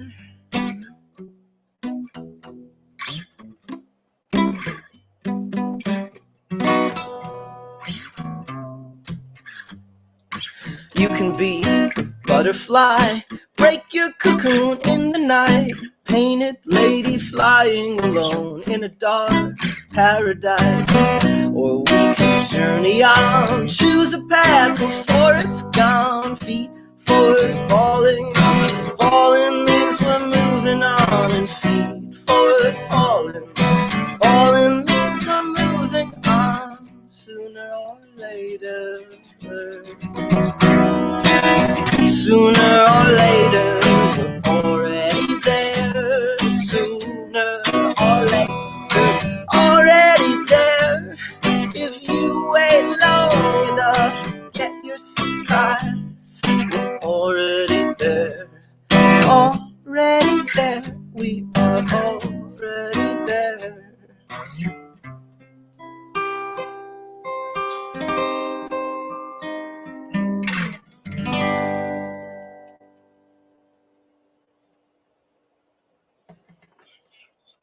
Joining us. Oh my goodness. What's up, everybody? What Well, is- let's give it up for Mr. Muntner, though. That was the next Yeah. song, man. Right. Thank you very much. Thanks Yeah. for listening. Hey, Wolf, long time no see, man. Yeah. Been a while. Yeah, bro. Excited to have you drop in. Yeah, thanks for calling me this morning, Mr. Muntner. Yes, we have a very special surprise guest, and the surprise is David Weber's nose and mouth. Or actually, I guess that's just my screen. I can see the whole face. Yeah, so David Weber is just a dear friend of mine, just a sonic soul presence, an amazing person, and he has been bestowed with this gift of spoken word rap, and he's beaming with, he's been channeling this particular poem of hope.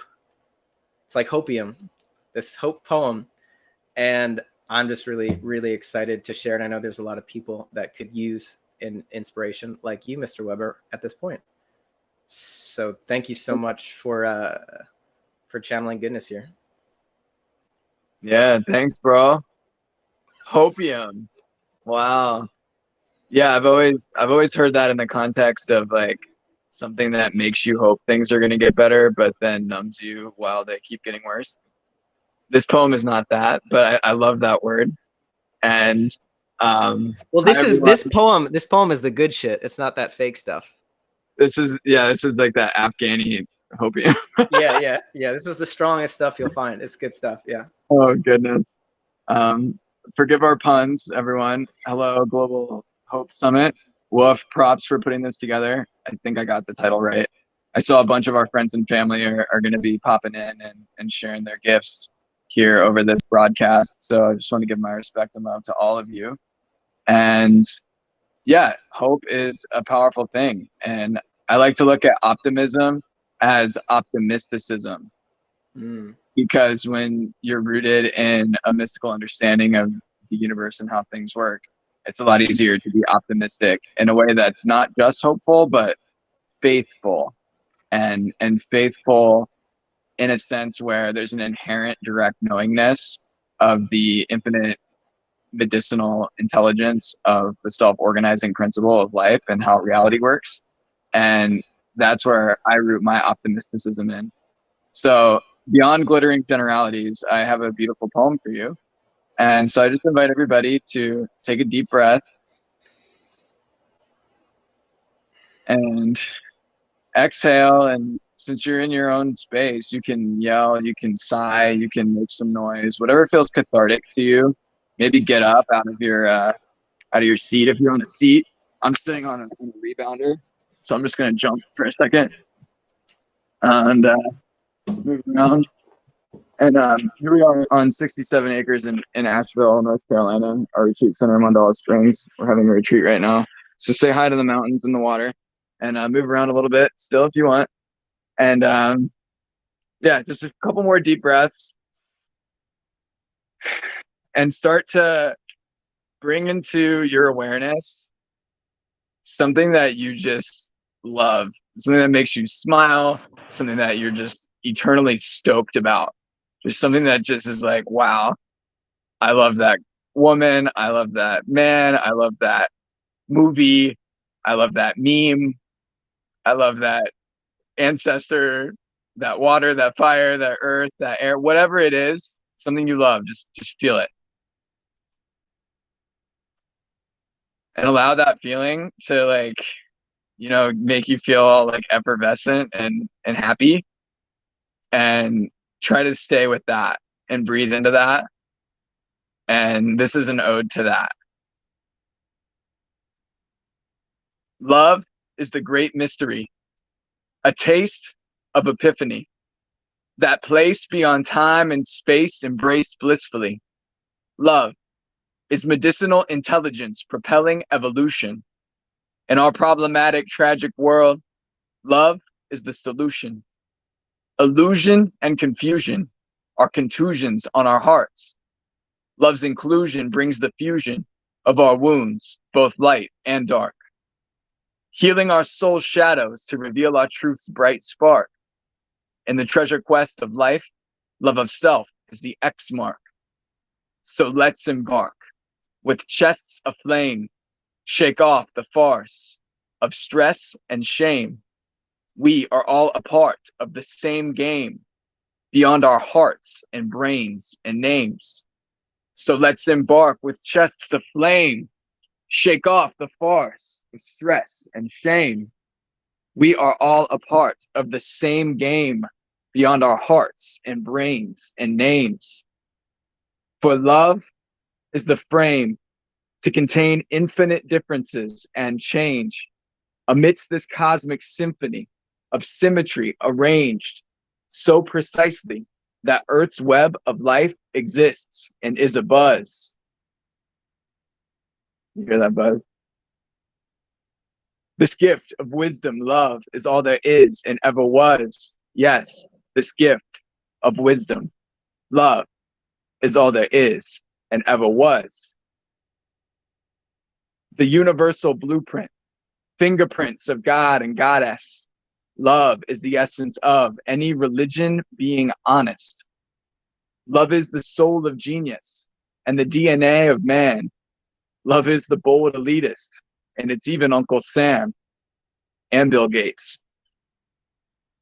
Love is simple. Love is blind. Love is beautiful and true. Love is the divine master key within each one of you.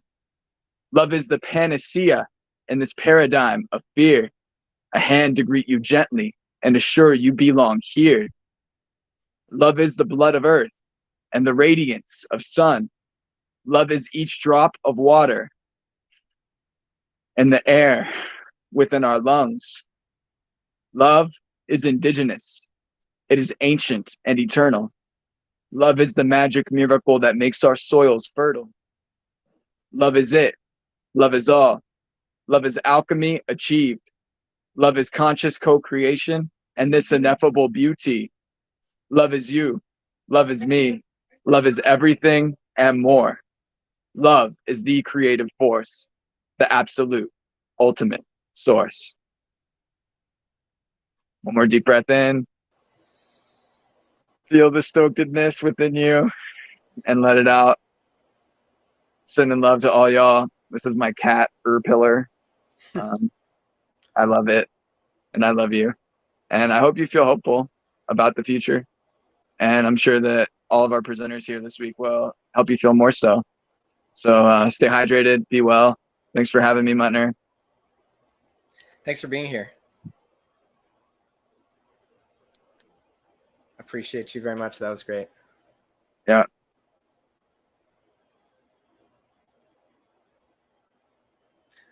Boom. I would do a mic drop, but I just got this microphone. I like it. Yeah, you want to pop. Well, thank you for having me on here, Mr. Wolf.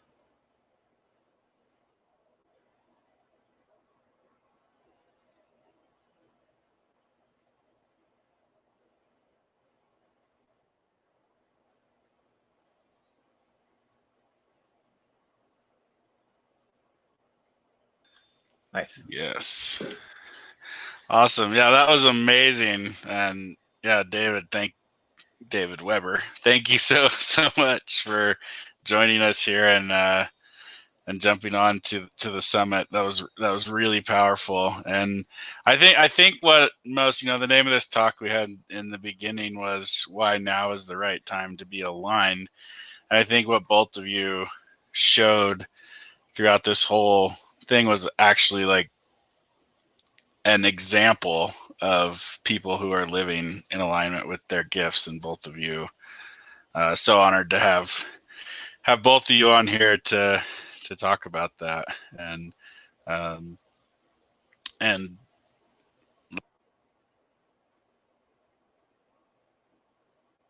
but yeah, so yeah, I would love to. I'd love even to have you guys chat about how to stay really aligned, and just like, what's your one tool that both of you can offer the people at this summit of how they can best stay aligned with, you know, their soul purpose, their being. Yeah. Ooh, I got a quick one. Go for it. So read the book, The Surrender Experiment, and also read The Untethered Soul by the same author. I know everybody reads books. Everybody's trying to read a couple books a week, whatever. I don't care how many personal development books you consume, how many business books you take in. These two books have such deep and simple and profound medicine that I was applying them for years and didn't realize it. And then I read them and I was like, wow, finally I understand this thing called surrender. And trusting in what life has in store for you, even when, and especially when it is in contrast or juxtaposition to your preferences, what your small-minded egoic self thinks should be happening or wants to force to have happen, or this, that, or the other thing. Like, trusting life, and like, it's like planting a seed and growing a garden. It's like, okay, I have an intention. This is the direction I want to go. This is the trajectory I'm going to set myself on. And we've all heard the metaphor about how airplanes are off trajectory 99.5% of the time. They're constantly course correcting, right? It's kind of like that. It's like kind of like the book, The Great Work of Your Life says, like, do your dharma and surrender the fruit. It's like, just know what direction you want to go in and start heading in that way. And things are going to come up that you'll be like, oh, I'm not aligned. Oh, I must not be in alignment now because this is happening and that's happening. I don't know. I can only speak from my own experience in saying that I lost my biggest client last month, then my apartment burned down, and then a bunch of other crazy stuff happened. And I'm still having a good time. It's just a season of life, and I know that it's all going to be all right, and I'm learning stuff along the way. And so for me, that's all that I can say, because so many of you are so much smarter than me and skilled in a bunch of stuff and way more consistent at achieving things and starting and finishing projects and consistently doing anything at all other than be surrendered. So I'm kind of an extremist in that case. But it's one thing I do know to be true for me, is that when I allow the wave of life to take me where it wants me to go, and I keep my intentions clear throughout and live by values and principles, obviously, and implement structure if you can, that's the way. Instead of like cursing God or cursing the universe, or like, oh, maybe Mercury's in retrograde, or maybe this or that, or this or that. Just like, make the best of what it is, because it is what it is, and there's an intelligence to it. So that's all I have to say about that. Thanks I love that. Yeah, thanks for joining us. Yeah, thank you. I loved your answer, and when you mentioned it being an extremist on surrender, I was like, oh, is that your brand? Like extreme surrender, Dave Weber?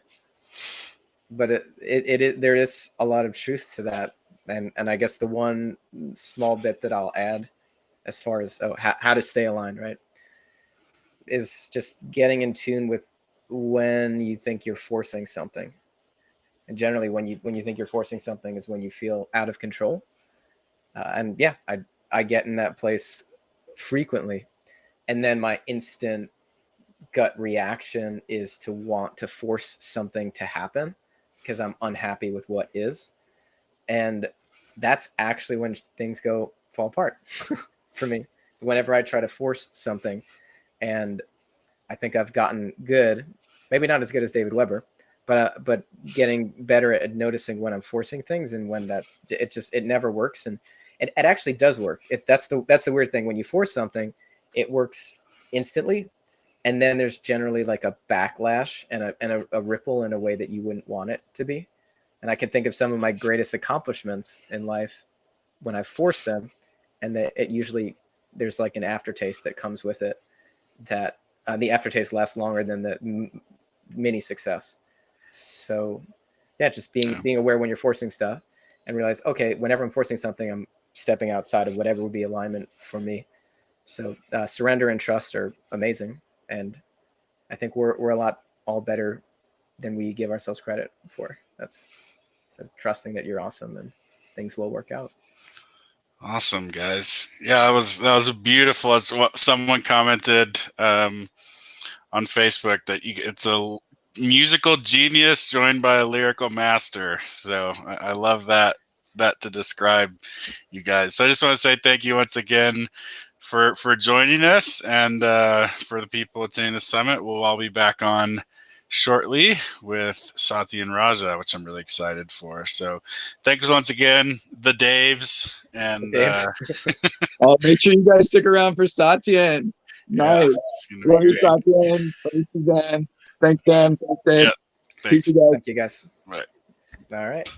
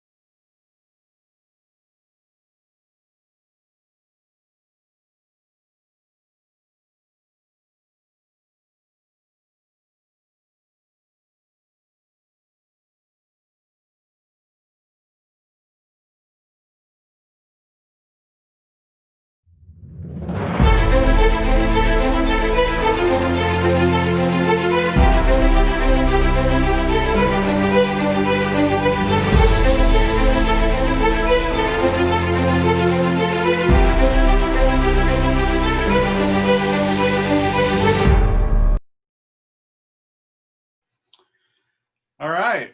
Yeah, I want to welcome Satyen Raja to the Global Hope Summit. For those of you who haven't ever heard of him, he does a lot of work with power and wisdom and business, and he helps people to really integrate those two, to integrate ancient wisdom with what we are trying to do today in our business and our lives. He does a lot of work with relationships, which I'm excited to dive in with him today.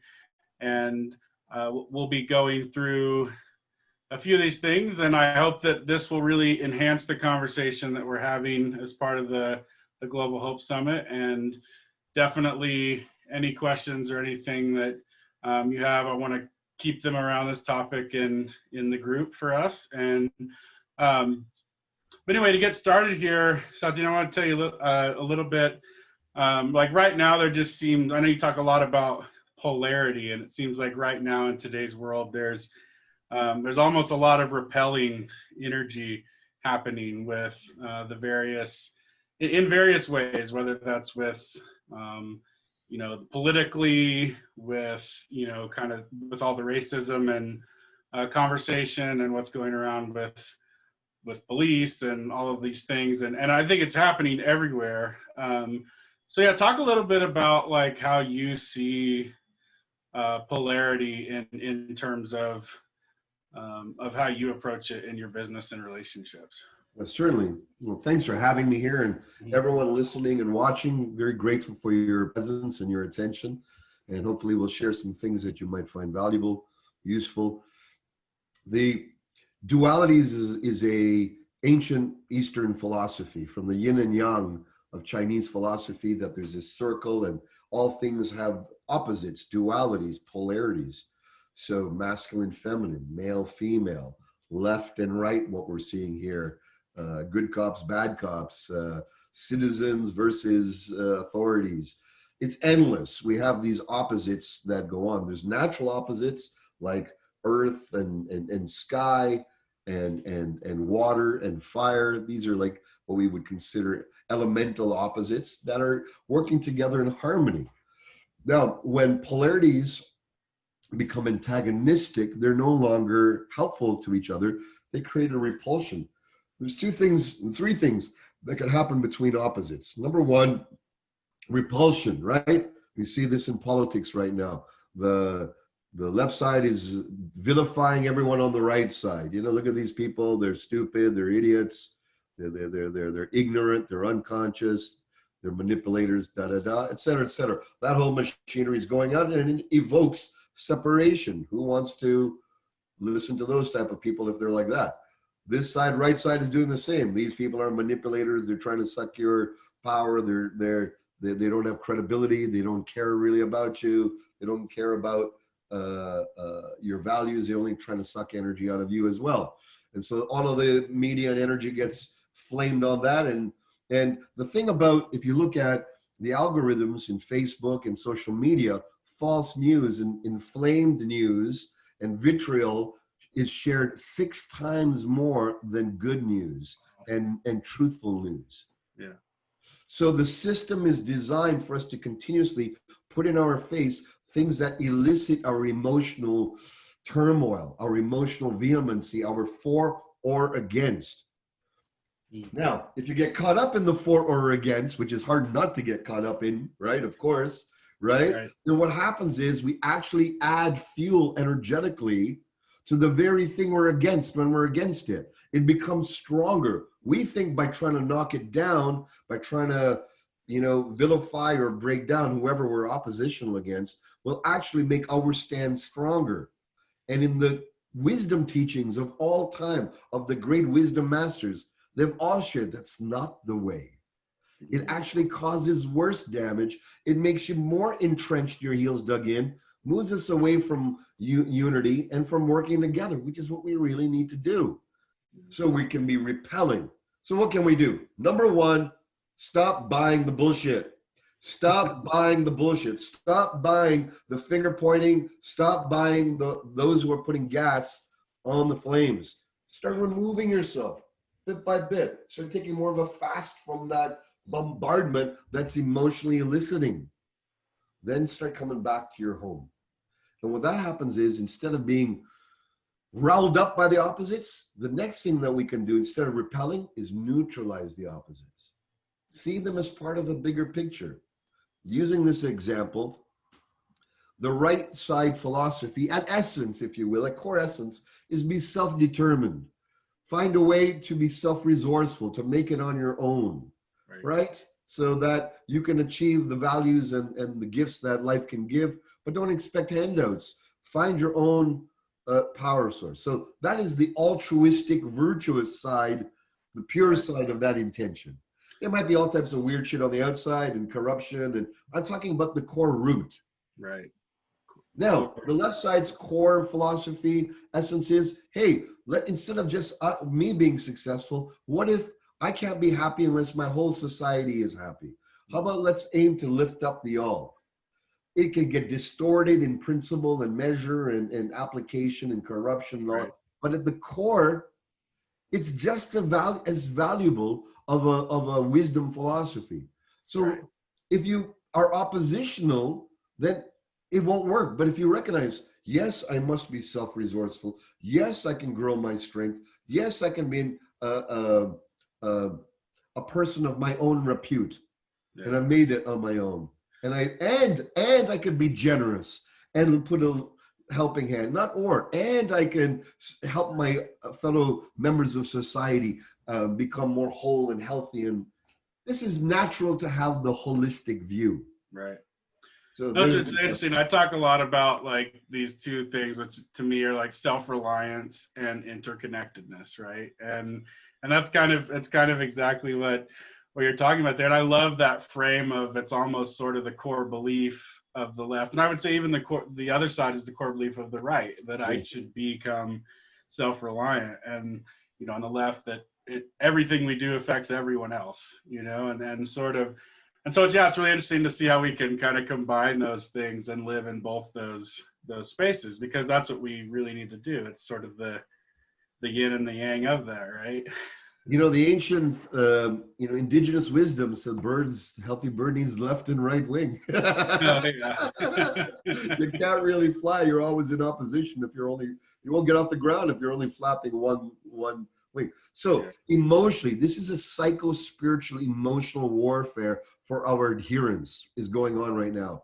There's so many systems that want you to be a member of their shtick, their small or big. You must first become a member of your own shtick, of your own values, of your own source, of your own heart, of your own ideals. We need to withdraw from everyone else's projection of what we should be and say, hold on a sec. Who am I? What am I? What do I truly believe in?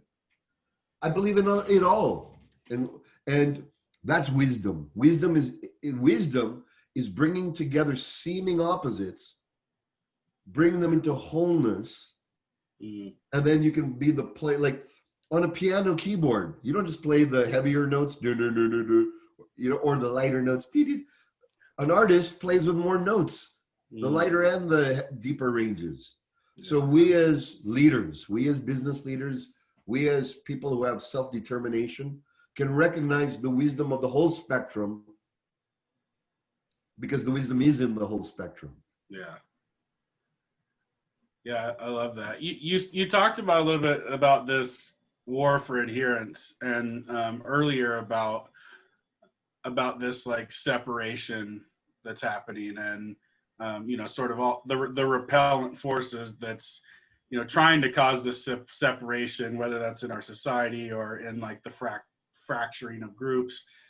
What do you do? How do you easily or do you have a way to easily identify like when something is coming at it from that angle, coming at it from a separation point of view, where they're trying to? It's really easy.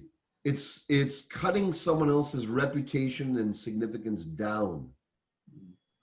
Any intention that is aiming to cut others in significance and reputation down automatically is shooting themselves in their own foot. Might be not now, might be 2 years from now, 4 years from now. It could be through some other ways.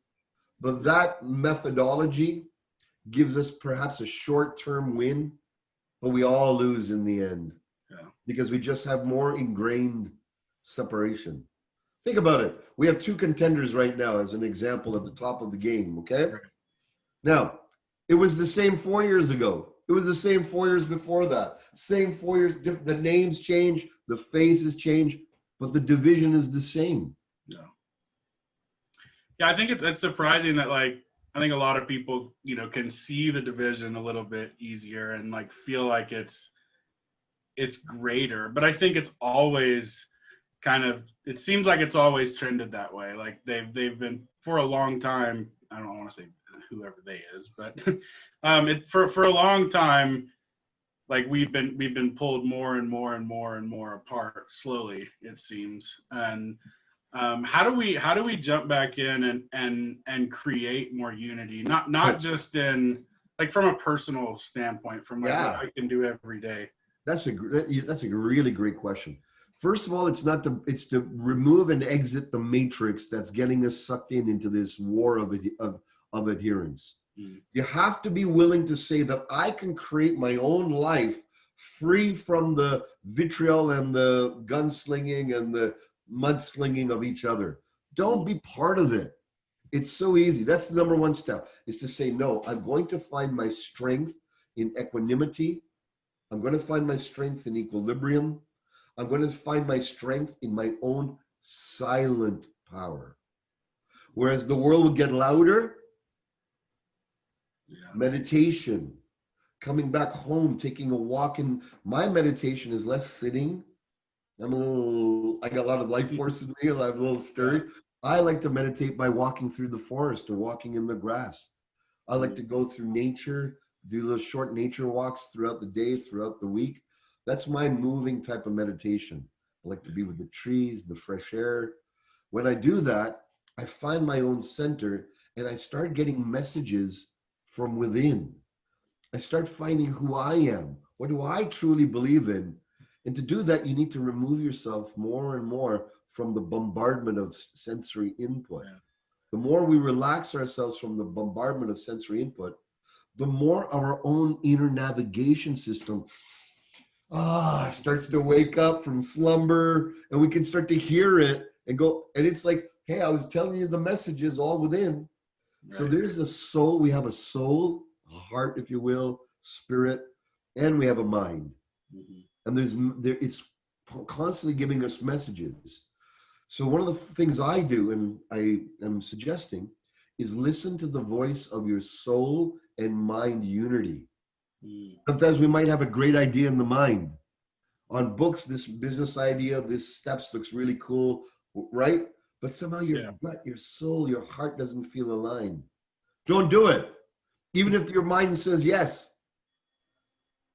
The other way might happen too. Your soul goes, yeah, that feels right. I feel really good about that. But your mind's going, no, I don't have enough data yet. I haven't checked out that person's reputation, if I should hire him or not, or be a business. My gut says yes. Don't do that either. That's also an error.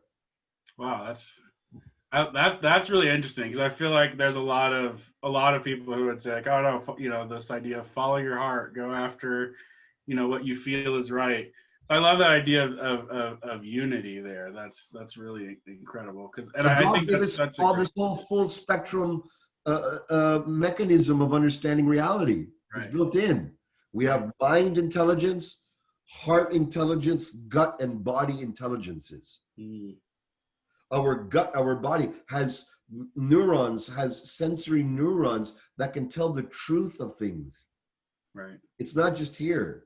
Right. Our heart has a heart wisdom that's interconnected, as we spoke. And our mind is able to create great deduction, great understanding, nuance, subtlety, steps of create. So as warrior sages, I've found that rather than deny one or make one more important than the other, the Western world, the intellectual intelligentsia, makes this the most powerful way that we operate from. Mm-hmm. The humanistic, psychological, spiritual realms tend to make the heart, the body more the center. What I've discovered, it's the wisdom of the whole. And I look for the comfort of both. When I get a comfort in my mind Yeah, number wise, paper wise, this feels comfortable. My heart and gut and soul feels. Then I say yes. So I'm saying a lot more no's. Yeah. Or I wait. But when I get the mind and soul unity, bam, I've never failed. And no one has ever failed when they've, because you're using the ultimate resource of your comprehensive navigation system already built in. Yeah, I definitely get that. I think that's kind of a lot of what happened with, starting even the Global Hope Summit. Like, I remember the moment when it all happened and everything just kind of went, and we were off. So, yeah, I definitely recognize that. When you talk about like right now, like in our world, there, like it actually, everything has slowed down. Like, it's almost like the circumstances have kind of been created to allow us to do exactly what you're talking about, right? Which is go deep, take those walks. Like, I remember when the whole pandemic thing just started, it seemed like everyone now was in my neighborhood out walking, and so yeah, talk about how is this time like a perfect time, like even with everything going on, to really go deep. That's such a great question. It's a courageous and a vulnerable question. Look, however this is formed, COVID, right? It struck the world. Some people believe it's generated, manufactured. Some people believe that there's billions and trillions to be made and there's agendas. Of course there is. There's business. You don't have to be a diabolical cabal. You could just be business and want to make good business out of what you create. Boom. Fair and fine. Right. And then there's other people who believe, oh my God, doom and gloom is going to happen. Or what do you call it? This is all natural and we need to do this and take these measures and all that. And we can get caught up as well in all of those. Who's right? Who's wrong? What's true? What's not? Right. The warrior sage philosophy I have is I have no idea. We got inclinings, but some of it sounds crazy. Some of it sounds crazy. It all is crazy. It's a crazy time. So rather than fall into the craziness, we got to elevate ourselves above the craziness, move beyond it, feel our vulnerability, and then go, okay, rather than this means something, what is the meaning I'm going to make from it? Who knows what it means? Who knows how? But I'm going to give it the meaning that makes it better in my world. Right. So rather than be an effect to what other people say it means, first of all, go, how am I going to make, what am I going to make out of this? The way I like to look at this whole time is Mother Nature has given us a timeout. Right. I love that. Go to your room, kids. You've been playing around. You've been making a mess on Mother Earth. Go to your room and you need to contemplate and write out lines or whatever it is. So I feel that's sort of the humorous, loving approach I take rather than the doom and gloom. Right. And one of the things I've recognized looking at the history of pandemics, studying it, some of my mentees and students are infectious disease specialists, MDs. Yeah. They're very much into that whole world. One of the things I've come to recognize is if I look at the cycles, the last big one, 1918, pandemic, the 1920s after that were the roaring 20s. So after the period of contraction, right, for a period of coming in, closes, contraction, there's always a period of boom. Right. You can see it over every cycle. So we as entrepreneurs, business leaders, anyone involved in making a difference, recognize we're going to be entering a boom. Right. Put aside the gloom and doom is to sell papers and to get you sucked into the hole of attention, media attention, because fear is very, very captivating. Those putting out optimistic messages are lesser on the megaphone. The megaphones are the fear mongers, right? Yeah. So there's another bigger megaphone that puts out silent sound, and that's Mother Nature. She's bigger than any human megaphone that's yelling and screaming. Mother Nature.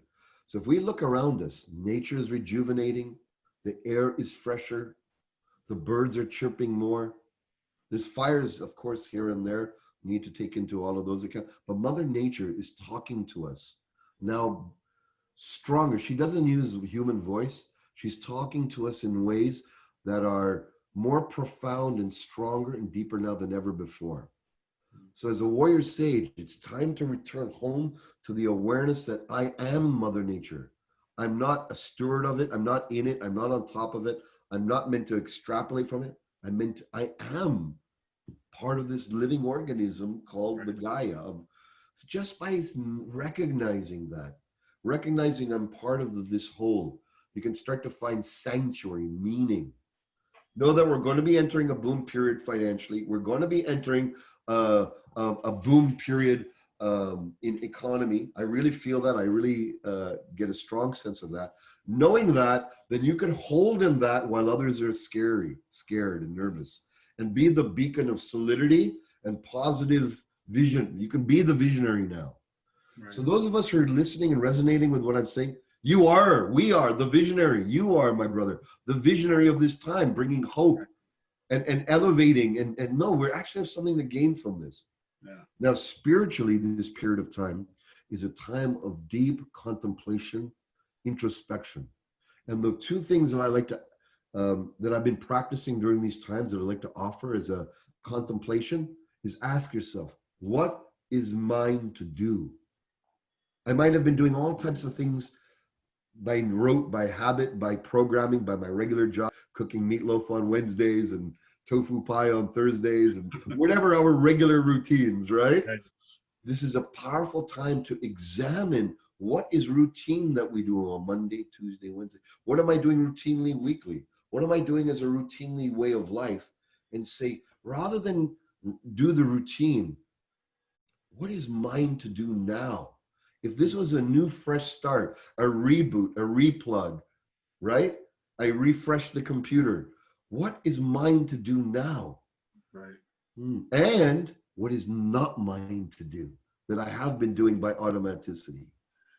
Yeah, that's interesting because, like, I guess right now, really, like almost every day, you could do something new, do something different, try a different thing in a way that you definitely couldn't before. That's really cool. What new shows, new hobbies, picking up? Like my wife brought out coloring books. And I'm like, I'm in my 50s. I'm like, coloring book? Well, she brought out coloring books, all these beautiful crayons. And, we're like, okay. She dragged me into doing a coloring night, and I said, okay, let's do it. She put nice music. And I couldn't believe it. I just got into it. And it became, so now I'm like enjoying coloring and I want to now maybe get into, does it mean anything? Am I going to make millions of dollars from it? No, but my soul is happy that I'm discovering something that I haven't done since I was a kid. Yeah, and you have a lot of joy in that. And I know we did a puzzle, and then there's these like Lego architecture sets that are like Legos for adults that we were building one, and that was so much fun. It was just like you're just completely in the moment and just like really full of joy. That's really cool. Yeah, finding things like that every day. What's ours to do? And sometimes there may be bigger things. You might realize, holy shit, I've been treating my partner in a shitty way. I've been allowing myself to be treated in ways I don't want to be treated. Right. I'm no longer going to allow that to happen now. I'm going to say no. Rather than I'm just going to say no. I'm going to strengthen my boundaries, say no to that part of my life. That's not for me to do anymore. Sorry, I'm not going to do all this shit that I was doing for you before. I love you, but I'm not going to do it anymore. But now I am willing to do this. I am going to be taking up this. So this, I believe, COVID time is the most potent time to accelerate your spiritual and psychological and human evolution. This is more potent time and most potent time for society to quicken in our evolution. If we choose it, if we say, I'm going to make this valuable for my life, or as many people are doing, they're not surrendering in a spiritual way, they're surrendering in a defeated way. They're defeated inside. And they're thinking things of defeat. In more ways, they'll be defeated. In other ways, they'll be defeated. And if you do that, you'll never get out of your own defeat. You got to go in there, grab your young soul in them, pull up their arms up and say, no, we're going to make good out of this. Right. We're going to grow deeper. We're going to be wiser. We're going to be more loving. We're going to be more conscientious to my family, to myself. I'm going to love my body more. I'm going to love who I am with all my flaws, all my beauties. This is a sacred time to love yourself? Yeah, I think for me, I definitely have. I went on a trip a while back, and I had to fly on a plane. So I got back, and I was like, all right, I'm gonna self-impose quarantine just to like protect everyone around me, and just kind of make the choice to do that. And it was totally self-imposed, but in that time, I found like, wow, I actually really enjoy that and need that deep alone time. And like I don't think before that, like I knew that I like to balance, like, yeah, I go out and meet a bunch of people but have some time to myself, but I don't think I really understood the depth to that I could get with sustained alone time. And I love that you used the word timeout to describe it, like Mother Nature giving us a timeout, because that's kind of what it felt like for me. And you also talked about how there's kind of this explosion. I think there's a lot of that also will happen in relationships, which is really interesting to me. And I know you talk a lot about relationships, and like, you know, for a lot of people, like there's this like sort of power of touch, right? That's like, oh, we haven't been able to hug. And I remember like being able to do that at one point. I was like, man, it's been like 2 months since I had a good hug, you know? Yeah. So like how can we like maintain really great relationships in like while we're, you know, at a distance, and then B, like how can we, you know, what do you think it's going to look like re-entering the world in terms of, you know, relationships, whether that's, you know, people dating, Sure. people coming together? What do you think that's going to look Those like? are great questions. You know, my wife is really magical at creating connections. Suzanne, you know, we've been married now for 33 years. We've been together in a relationship and got 2 amazing young adult children. And, you know, what she's been doing on the weekends. So my wife is Jamaican, Caribbean, and I have my Indian family. And so she does a 1 hour and a 90-minute Zoom, and has invited all her family, and we meet once every other week. And this has never happened in our whole life. Right. But from all over the Caribbean, from Canada, from America, and all over. And whoever can come, and cousins and aunts and uncles share. It's been lovely. Even though all the kids are talking over each other, everyone's talking, right. It's not good form just to see each other. Right. So what we do is we counter the separation by scheduling in connection. Then she's done the same with our family from India and England. So now, you know, every couple of weeks I get to see my aunts, and I never, you know, uncles, cousins, nephews, nieces, and I love it. At first, I got to tell you, it was like, every other week, Sue, do you really have to? Blah, blah. You know what I mean? Like, I feel like a little sleepy on the weekend. But then I get up and I'm like, wow, that was so enriching. So if you've got cousins, friends, family around the world, schedule it in. Call people in. Look, no matter how much wealth, accumulation, success we have in the heart, we're broke if our hearts is not happy. Right. We're broke. Happiness can, right? So, you know, when we're passing on, we're not going to be thinking about our accumulations. We're going to be thinking about the love that's been shared. Right. That's the most valuable thing. So I believe that what love is there for us to share right now and to receive. Pragmatically, are there people that you have cycles that you haven't completed with? You know, like I've made a list of people, and I've been going through a list of people that, you know what, I didn't finish it off properly. It's vague. My cousin over there, you know, I left it vague. I left it open, the cycle open. Or this person, I don't like them and I didn't tell them and I'm just hiding out, or I'm avoiding speaking to them. I said, well, who am I avoiding? What am I avoiding? And let me complete those communications until there's wholesomeness. That's the first thing I did. Oh my goodness, brother, that has changed everything, because now I'm settled. Some of those people, we love each other, we did, but our paths have moved on. Right. But at least it's not in the background unconscious mind with a niggly snagging at me. Other ones, hey, I'm so glad you reached out. I missed you. And we've reestablished some love, some connection. Right. Right? So connection and contact is really the food for the soul. Yeah. All our addictions, drug addictions, alcohol addictions, all sex addictions, internet addictions, game, whatever, is based on there's a part of our soul that's really hungry and thirsty, and we don't know how to feed it directly through connection and contact. So we use secondary, tertiary, superficial ways to fill that. So when we recognize that and go, okay, you know what, what my soul wants is true connection. Now, make the reach outs. Who are the people you need to forgive? Who are the people you need to love? Who are the friends, family members that you would love to connect with that you haven't in a long time? Schedule it. Yeah. That will start nourishing your soul. I love that.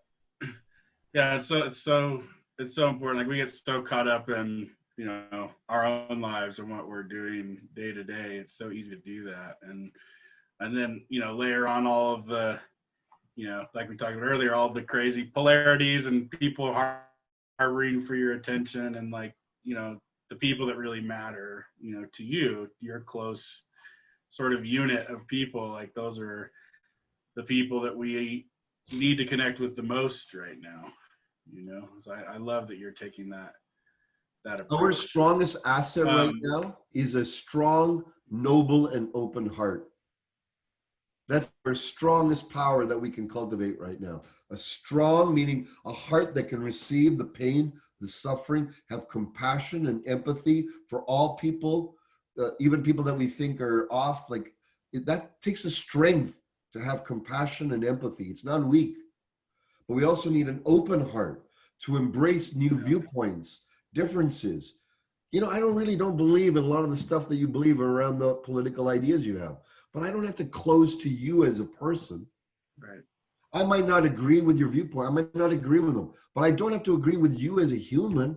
I can still love you. I can still respect you as a human with different values, with different viewpoints. And an open, noble, strong heart looks for the positive intention behind someone's talk and behind someone's philosophy. Even though the outside of their philosophy may be grating and you might be against it. I'll give you an example. Black Lives Matter, right? Right. I come from an I was born in Africa. I'm of Indian descent. I'm not considered a black African American, but I'm an Indian man. So I'm somewhere in between, brown as an example, right? Right. And, you know, my wife is Jamaican, black family, mixed family. And, you know, I posted some things on Black Lives Matter, and I had this other oppositional folks write on my page going, no idea, it's a communist group, it's Marxist. And I looked at it and they're like, holy shit, there are Marxist people in the leadership around this. Right. Like, it's true. But that's different. That's an organization, right? That's got, just because my political leader is liberal here in Canada doesn't represent all of me. Right. All of us? No. So just because leaders in this have that, no, what it's about is the people. So I said, what's your positive intention in getting this across? They were like, well, don't buy the hype. I go, great. Can you get that there's millions of people that aren't into the politics of Black Lives Matter or any Marxist or communist viewpoint? They just care. They just want to see less people underneath, authorities give them shit more than they need. Right. That's what they really mean. Right. Not thinking about the geopolitics. They just want their families to be safer. Yeah. Can you at least feel the positive intent in that? You might not agree with the politics. You might not agree with. So I believe an open, noble, conscientious heart is the one that says, whatever you believe, what is your true, what's the positive intent that you have? And cut through the outside, because I believe at core, most of us, not all of us, there are diabolical assholes who are just trying to suck us dry and manipulate us for greed and power and money. But that's a minority. Yeah.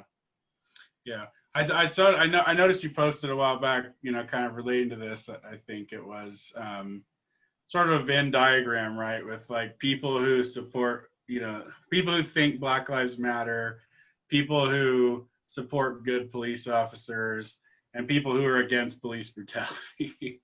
And it's like that. I'm in agreement with all of them. And people who support good police and enjoy and value. Right. It doesn't have to be either or. The either or is the game of inflame. Mm-hmm. Yeah. The warrior stage is the art of oneness. Right. That false antagonistic duality. I love Got that. it. That concept, just like really getting and wrapping your mind around that, I think can, changes the way you view almost everything. Just because Mahatma Gandhi demonstrated this in years back when they said, "Are you siding for the Hindus? Are you siding for the Muslims?" He was a Hindu. Yeah. But he believed that all Indians were his countrymen and women, that they were that they should be all loved equally and fully. So he never sided with one side. In fact, he was killed by Hindus for showing affection, compassion, and inclusion. He was killed for his inclusionary stance. Yeah. And if you think about it, our saints and sages and religious icons, many of them have been killed by being inclusive. Right. So there is a cost of being oneness, of operating it. There's the risk that you being not for or against the majority here and here, that you might be alienated by everyone. Right. But when you know that your truth of unity is stronger than division, then you can stand in that and be the bridge maker. And the world, we need more bridge makers. We don't need more people who are harming each other through word, deed, or thought. Yeah. Yeah, it's such it seems so much to me like it's always, this person attacking this person attacking this person. And, I think there's two sides to how you can respond and not be a part of those two. There's like this idea of opting out, and then there's the idea of kind of standing in your truth of like, look, this is what is actually true, and being a representation of that. How can we do that? How can we find like strength within us to not just opt out of the conversation, but to step up and stand into our own truth? That's a big one. And the first thing is that you have to want inside your soul, your life and your freedom to be so big and true that it's bigger than what everyone else is feeding you and what media is feeding us and what our parents have fed us and what society has fed us. Society has fed us this division. I mean, imagine two parties, right? Just to be in one party, just to be the leader of that, you got to knock down other people in your party over and over. And then once you get voted in, then you got to show that you're friends with them. How insane, right? You gotta know you're friends with them and keep them from knocking you down. Exactly. So where you got to knock down to get up to here, then you got to knock down, blah, blah, have a rivalrous contention to get to the here. But then once they've all picked their top leaders, then everyone here is supposed to be all friendly and one again. Mm-hmm. Then you have these two in opposition. What if we had parties that came up and it was what if every time that if the majority would be the main leader and what if it was a dual presidency every time? Every time. Yeah. And that whatever, let's say left and right, that they would have to make decisions together. Unified. That there's not one president, there's always two or three. Think about how I know it's daydreaming. Yeah, totally. Think about the radicalness. Well, at some point, someone has to make a decision. That's right. Yeah. And what if they had to all make a decision within 24 hours, those two, always unanimous, always in agreement, or they both are fired? I like it. Right? Well, you know how much more stuff would get moved forward in the world? Right? Yeah. Right? Imagine they had 10 agendas every week and they said, okay, we have to come to unified, ratified agreement on 10 or we're fired every single week. Right. You have to. The condition says I have to. So you have to come up with your co-compromise, looking at the whole. And now instead of you both being for your parties, you're now for the people. even if that's magical thinking on the real, we can do that on the inside. Right. Well, I think too, it's like right now we have this like two-party system in the U.S. A lot of other places in the world have like a lot of different parties. And like in those places, people tend to be better represented because there are more voices, right? So we've basically silenced all but two voices, right, in order to create this false duality. And so I definitely think one way to kind of curb that would be if we could find a way to increase the number of options for people, and get people to not just see things through those two lenses. But at the same time, I don't want to be going against that either. Like you're saying, it's about, creating unity and standing kind of in your truth. But like, how do you have a way that, like, in the moment I can, like, let's say I do want to say something that something inside me makes it feel like this is a difficult thing to say, but I know that it needs to be said. How can I, have the strength to be able to, in the moment, say That's it? a great question.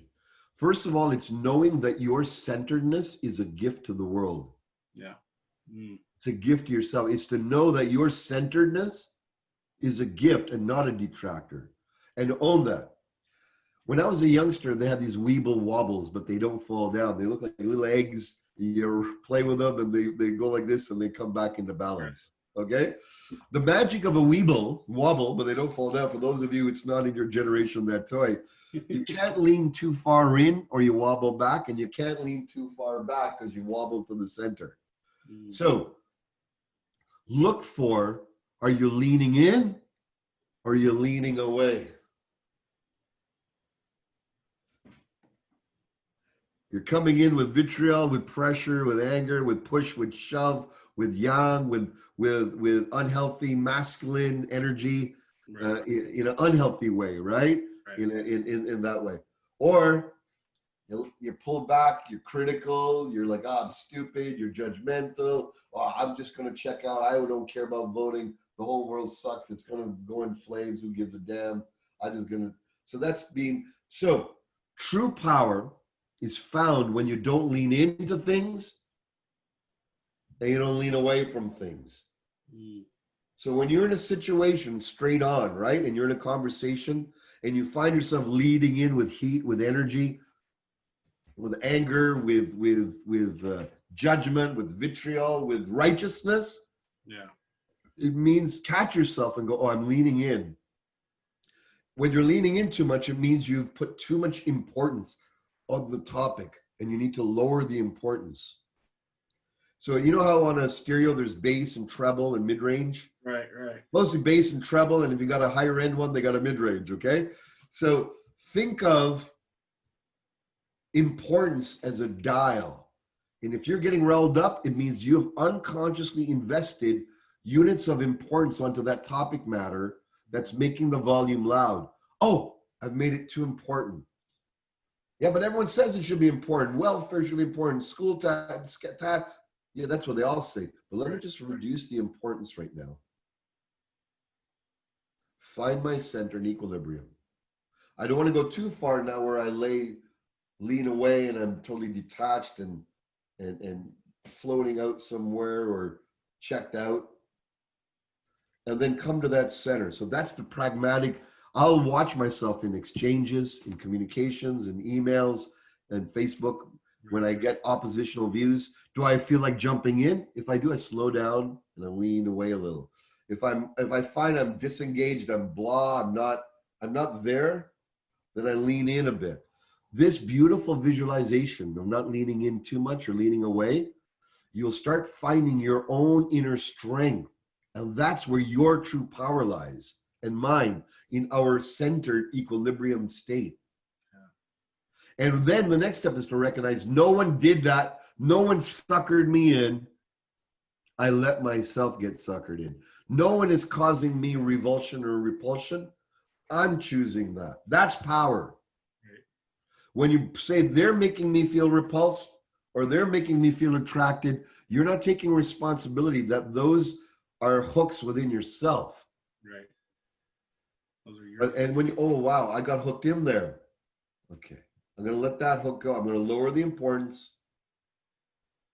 I'm not gonna make it so important, and I'm gonna find. Can I find my center in the? Then converse and respond from there conscientiously, feeling the other's positive intent and speaking to their positive intent.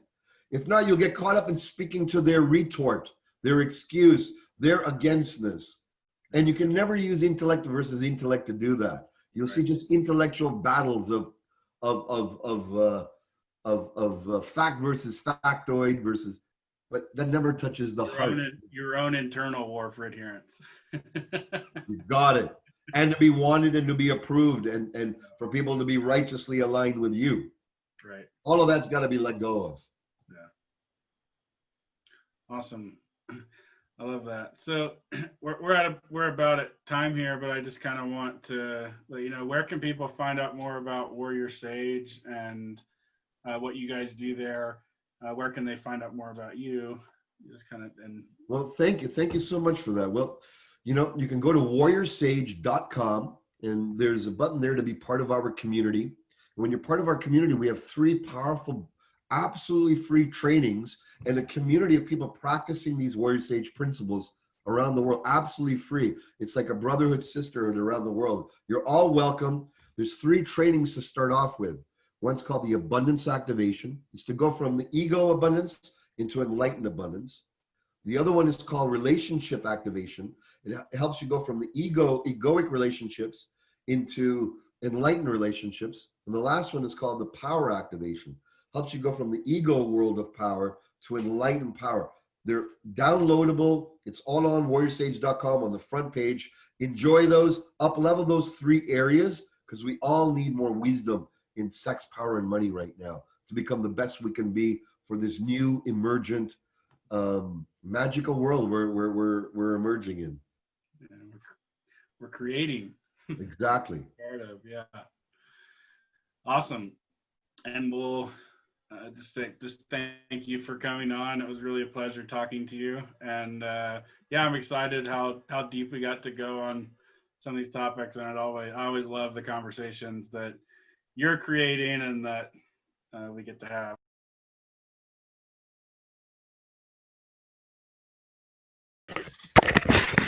All right, guys. So that wraps it up for the morning summit. Just a couple quick things. I'll let you go to lunch. I know we're a little late here, but just want to let you know I'm going to start posting when we go live. I'll move the live stream into the announcements and in the Facebook group if you're watching over there. We'll be back on in about 52 minutes with Yannick, which is super exciting. And enjoy your lunch, and we'll roll out here. Have a great lunch period.